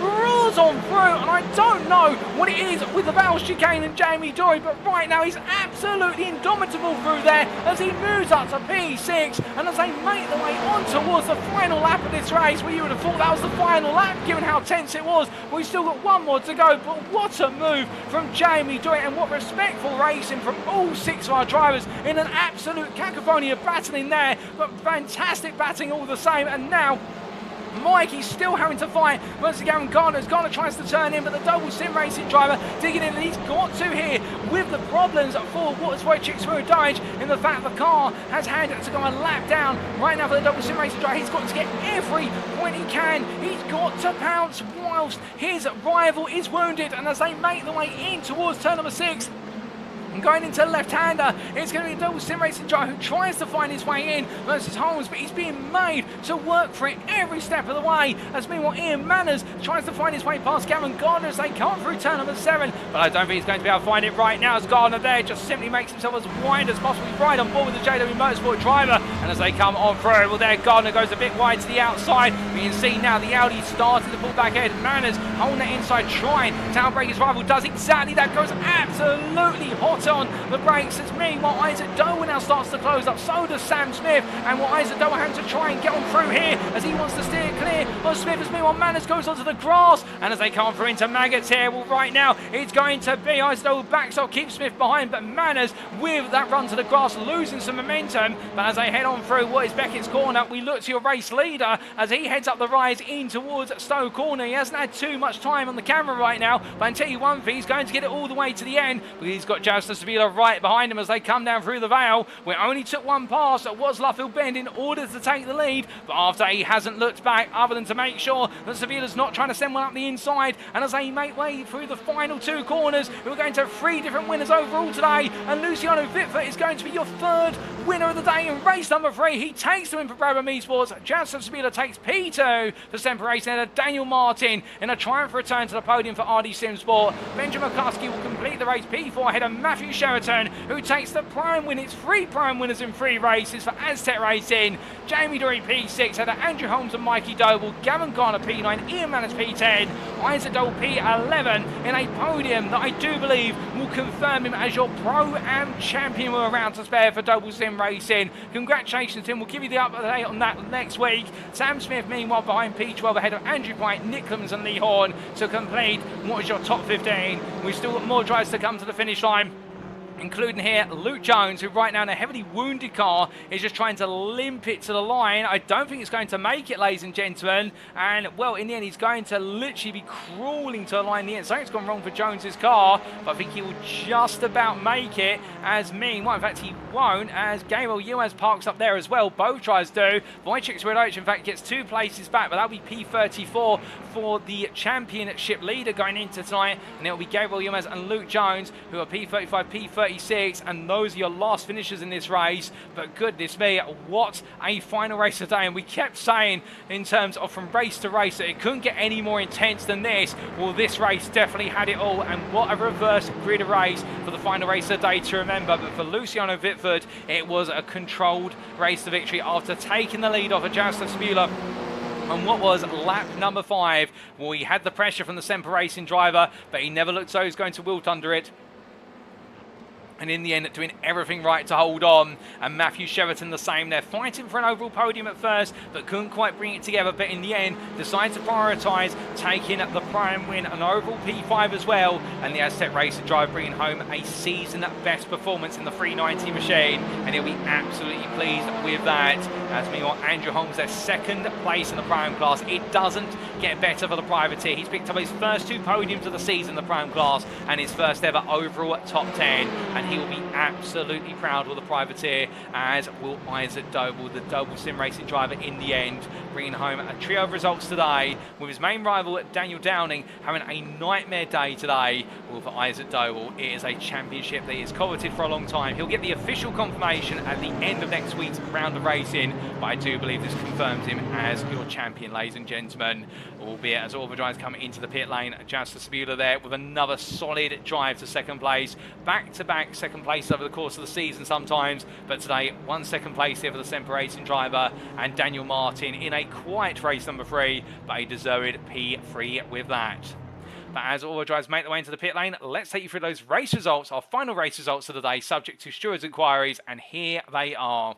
And as we can see, after 9 laps of absolutely ferocious racing here to wrap up proceedings at the Silverstone Grand Prix circuit, Luciano Vitford taking the win for Brabham Esports, 3/10 clear of Semper Racing's Jaroslav Sabila. Daniel Martin, P3 for RD Sim Sport, a further 3 seconds behind, ahead of Benjamin McCluskey, P4 for NXTGEN Pink, and then Matthew Sheraton at completing the top 5 overall, and with that also taking the Pro-Am win in the final race of the day there for Aztec Racing. And what a drive from the Audi RS3 driver. Jamie Dory at P6 for NXTGEN Pink, ahead of Andrew Holmes, P7 for the privateer, and a runner-up spot there for Andrew Holmes in the 2nd place prime position. Mikey Doble P8 there for Doble Sim Racing 9. It wasn't quite the top 5 he was going for, but it'll be key points that he can take into the season finale in his season-long battle with Wojciech Swirydowicz, and then Gavin Garner for NXTGEN Pink and Ian Manners for JW Motorsport completing a top 10. Isaac Doble with 3rd place in the prime class there to complete the prime podium for what was Matthew Sheraton, Andrew Holmes and Isaac Doble. And behind the Doble Sim Racing driver Sam Smith for iRacing Esports, who stayed ahead of teammates Andrew Pike and Nick Clemens, with Lee Horn completing the top 15. It was then behind him, his teammate for NXTGEN with Sam Case's Matthew Addy, in a bit of a frustrating final race of the day. Wasn't able to fight with Sam Smith with the volume of iRacing Esports drivers working together, but still he'll take what was in the end P5 in the prime class and move forward into the season finale, as will Russell Fowler at P17 ahead of Sam Van Olst, and the top 20 being completed by Alan McCain and Martin Shirley. Wayne Douglas P21 ahead of Joseph Doble, with Reese Watt, Ben Altrier and Piotr Jegoslewski completing a top 25, and Altrier seemingly having no luck today with issues on the car plaguing him over the course of all 3 races. Adam Delmont P26 ahead of Mark Kent, and then to complete your top 30, Paul Zanatacci, Jay Calais and Mark Sykes. Behind the next gen was Sam Case's driver, Goldwyn Motorsports' Daniel Downey, in an absolutely dismal day for the driver and the championship contender in the Pro-Am class, but still some points will have been gained, and he'll still be fighting for P2, there's no doubt about that, in the season finale, ahead of Jonathan Collins, Harley Bicknell, Wojciech Swirydowicz and Gabriel Yilmaz to complete your top 35, and then behind the Aztec Racing driver Luke Jones for JW Motorsport, and then we did have what was the retirements in the end, albeit will be classified as a race finish for John Higgins Jr., I do believe. In fact, it won't be classified as a race finish as he only completed 4 laps, not the minimum half distance, which will be 5 laps to be classified. So it will be non-finishes for the iRacing Sports driver, for James Mansell for Aztec Racing, and Dan Mould there as well with that unfortunate incident on lap number 2, costing the SRL and Next Gen driver dear. But with that, ladies and gentlemen, that concludes all of our racing here at the Silverstone Grand Prix circuit, and what a round of racing it has been. Whilst the race may have ended, however, we still do have our post-round interviews coming up, and we'll be back for those in approximately 12 minutes' time. So don't go anywhere, you won't want to miss them. We will see you very shortly.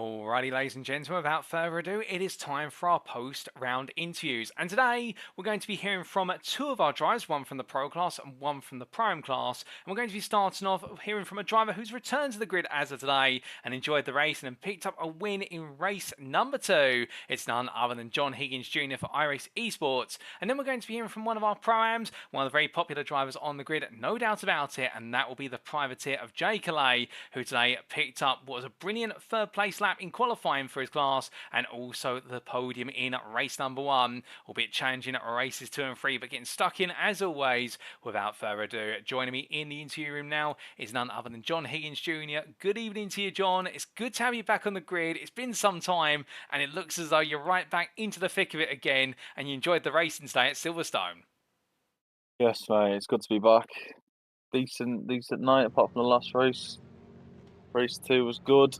But yeah, it's good to be back, mate, along the craziness of the grid. Well, it's absolutely brilliant to have you back, and well, what a sensational evening to come back as well. I mean, you've come back, joined up with the iRacing Esports team, and it looked as though in qualifying it was going to be a session where it's all about just gradually finding your pace, and in the end taking P24. Yeah, I struggle with qualifying as it is, and especially around this track. You needed to get in a good toe to get a decent lap in, which I didn't have, so I set up for P24 because I know that I could work from there, which proved it. Working from there in qualifying, and I do have to ask, in qualifying we saw the majority of the field always cluster together, everyone trying to pick up at the toe for one another, but how did you find staying amongst a group of what was essentially 39 cars all trying to take pole position, albeit through slipstream, and just as much as trying to nail every apex? Oh, it's mental, mate. Maybe that's why I went wrong. I stayed back in the pit lane and tried to go myself. So I do find it a bit easier to put a decent lap in by myself. But obviously around here you need toe, but yeah, it's mental, mate. Because some people are slower than others, so yeah, it's crazy. Well, it may have got very close and clustered in qualifying, but then coming into the first race of the day, you didn't wait too long to start making progress, and as quickly as the race ended, you were up in P12 come the end of it. Yes, mate. I know, because I did a terrible qualifying. I had to just get my head down for, I think, first 2 laps I was up 5 positions and just kept picking off positions each lap, mate. And yeah, just hit my marks and took P12. And I have to ask, in making your way out the places, were there any particular corners or sections of the circuit where you felt as though the overtakes came easier than others? I mainly found like the last sector, the Lantra was a lot stronger through the last sector and around the first corner. But around the slower stuff, the velocity would get like such better traction, so it was hard. I think a lot of people killed their tyres early on, which also helped me. But well, drivers may have worn their tyres down, but you managed to make yours last the distance, and in the end taking a P12 and then a reverse grid pole position for our second race of the day. I have to ask, what was your reaction when you saw you be on pole for only your second race on your return? I couldn't believe it. I was just chatting away, and Dad said, "You're on pole," so I knew it was going to be a tough race because I had Joe Star next to me, and every time me and Joe are together, there's always a ding dong or something happens between us. So yeah, I was a bit nervous, like. Well, indeed, it was very close between the two of you in the early stages. It looked as though as the race went on, you were just starting to outpace your familiar rival, and the pace was just growing more and more again. Yes, mate. They luckily, after I think it was the end of the straight, it all bunched up behind me, and they all started fighting. So I had like a 3-second lead going on to the second lap. So I wasn't pushing too hard, as I wanted not to make a mistake. But the last 2 laps, I think it was the last lap especially, I didn't want to make a mistake because I had 2 track penalties already. So if I got another one, I would have got a 5-second penalty. So I think Joe closed a lot on me on the last lap just because I didn't want to go off the track and get a penalty and then get a 5-second penalty, which would have dropped me out the lead. So I took my time and brought it home in P1. Well, an absolutely sensible approach there, making sure to bring home the big result, and then going into the final race of the day. Of course, a delayed start, which made everybody sit on the grid and get quite cold tyres, but it would be a P19 start from yourself. It looked as though you enjoyed the batting initially, and then it all went wrong. Well, yeah, because they delayed the start. I didn't really know what was going to happen with the restart, so as the race director was counting down, I thought the lights were just going to go green for some reason, so I jumped the start, and I didn't take the drive-through. I took it a lap too late, so I got disqualified from the race, which is unfortunate. I was having a good battle with Wayne and Alan, my teammate, so. Oh, it's very unfortunate, and it's a shame that the procedure caught you out, but sometimes it does happen, and it shouldn't undermine what's some great driving from yourself today. And I had to ask in the fact, you've been away for some time, and appreciate you needed a bit of a break, but now that you're back, does it feel as though you're back home in the NXTCC? Yes, mate, I'm back, and I'm ready to go. Ready for some more wins. And well, speaking of potential wins, we've got Donington Park Grand Prix circuit in a week's time to wrap up the season. How are you feeling for what is known as the heart of British motor racing? Very confident. I think Donington's probably my favourite British track there is, so I will be getting my head down and hopefully be bringing it home on some more podiums, mate.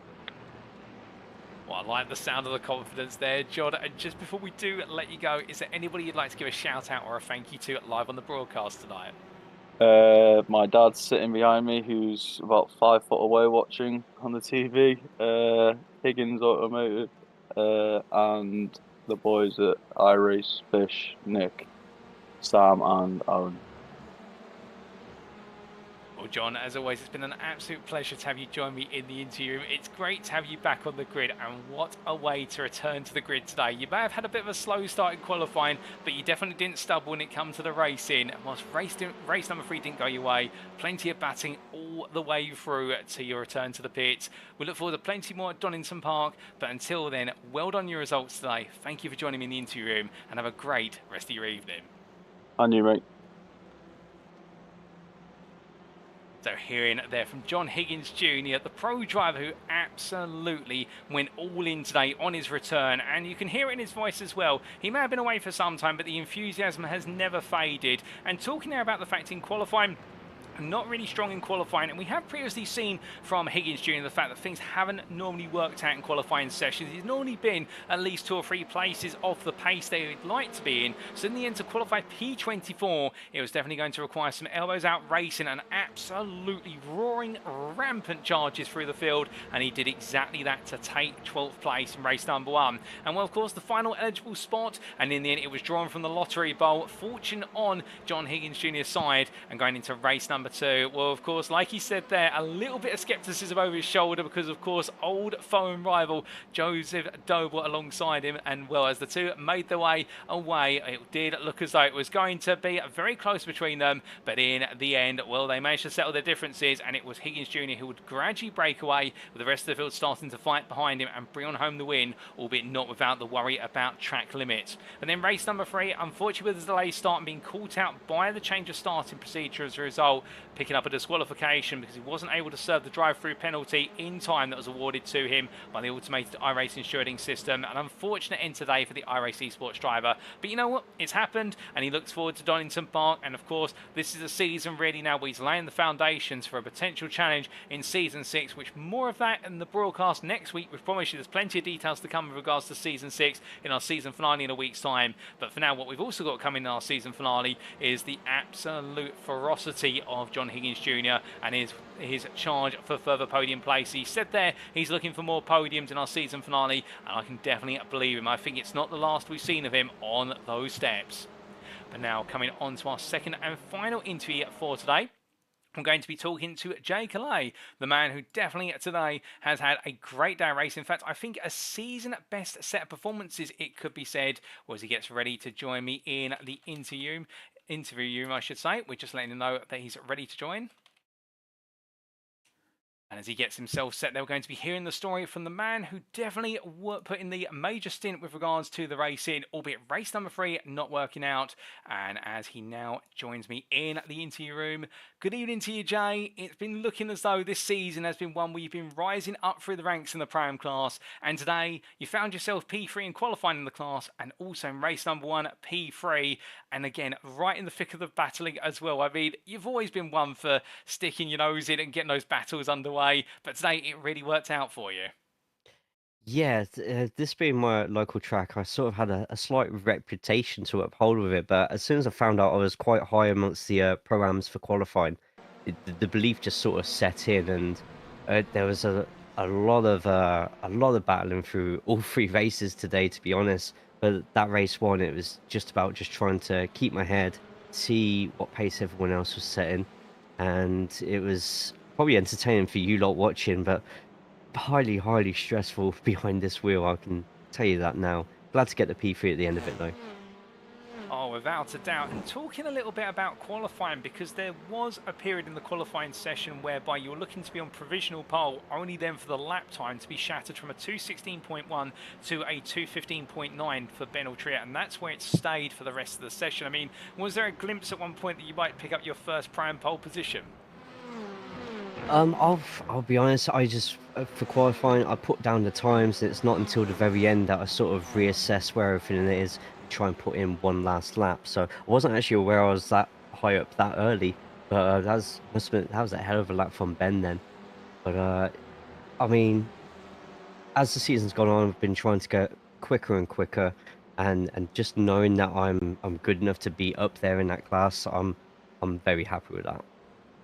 Well, definitely, you should be happy and proud of that, because we've seen your pace grow over the season. There's no doubt about it. And then in race number one, like you say, finishing P19 overall, P3 in the class, and picking up what has been a limited set of podiums for yourself this season, but still, with a class as fierce as it is of the primes, every podium is special. And it looked as though out there you really had to get your elbows out into every corner to make sure you weren't losing any places.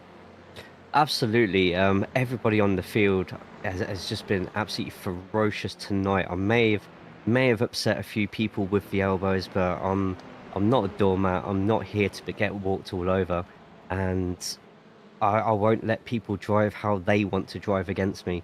And if they think it's going to stop at Silverstone, I'll be twice as hard at Donington. Bring it on.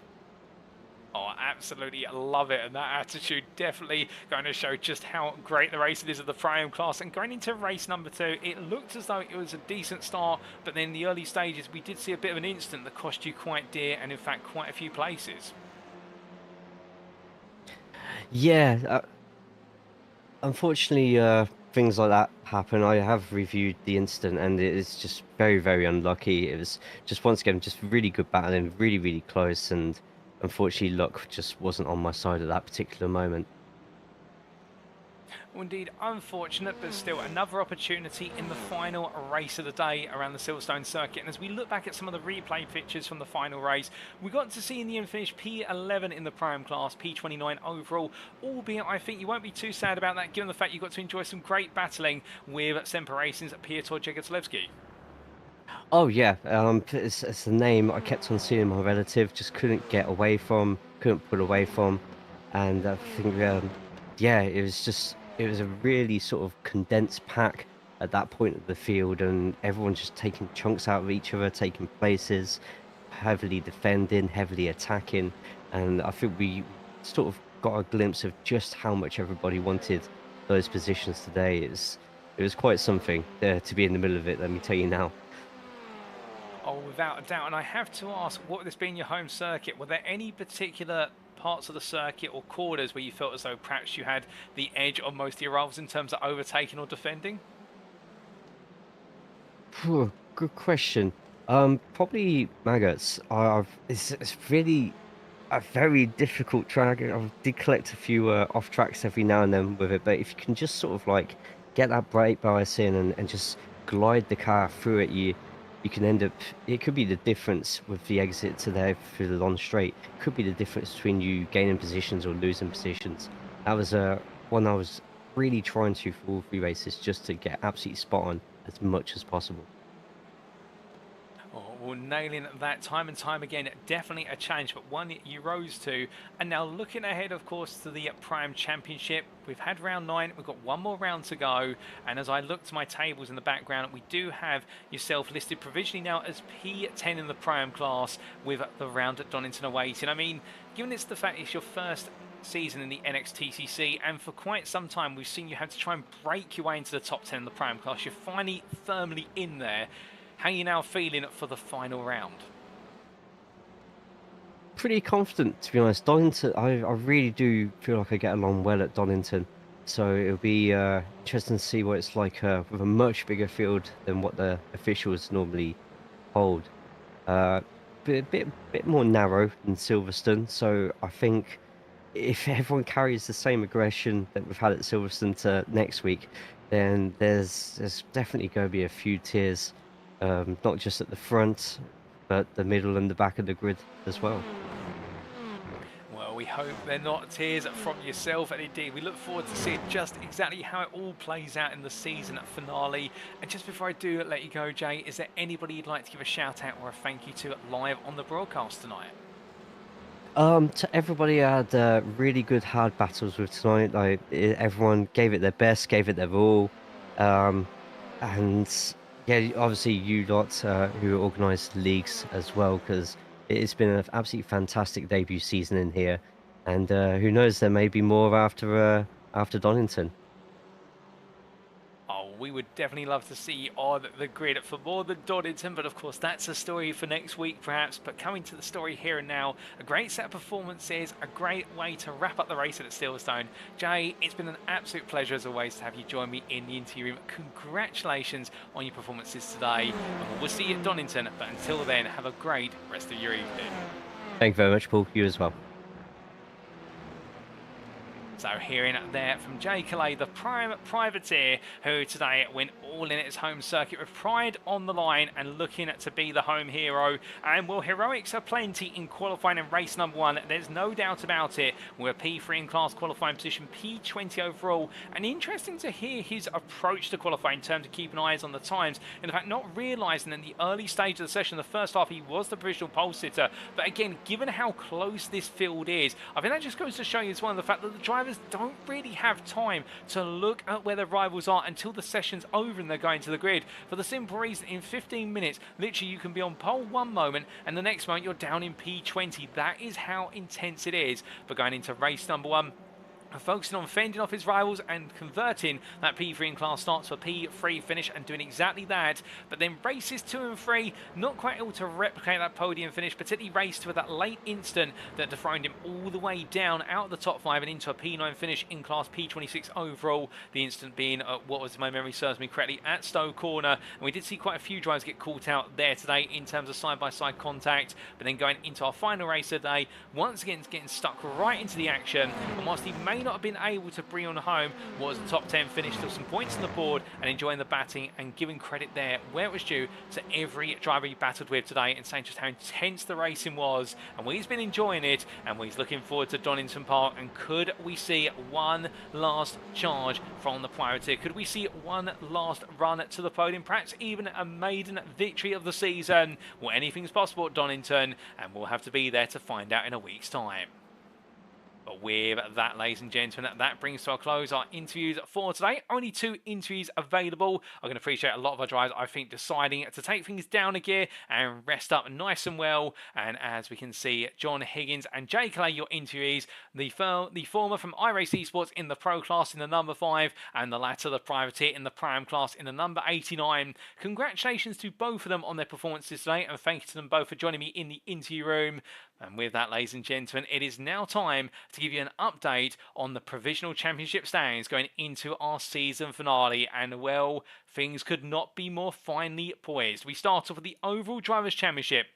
And as we can see here, after what was a dramatic end to the racing for Wojciech Swirydowicz, with that disappointing end in race number 3, where it all seemed to go wrong due to a technical issue with the car, as we understand it, Mikey Doble has taken the lead back on drop score by 3 points after today. Well, you couldn't have it any closer, and now this levels the playing field between the 2 drivers, because remember, the final week of racing, as I am to be informed, unless I'm mistaken, is undroppable. It means that all points are on the table at Donington Park. Both of their drop scores have been locked in. All the points they're accrued have been locked in, and it means now for these 2 it is a 3-point race, and it is going to go down to the wire. Daniel Martin, meanwhile, sits in P3, only 3 points clear of Jav Sabula, so the battle for P3 is also going to go all the way down to the wire, with both drivers having difficult first races and recovering in races 2 and 3. But it'd be low for us not to include Jamie Dorey in the mix, who's fought his way back into contention. It is a 7-way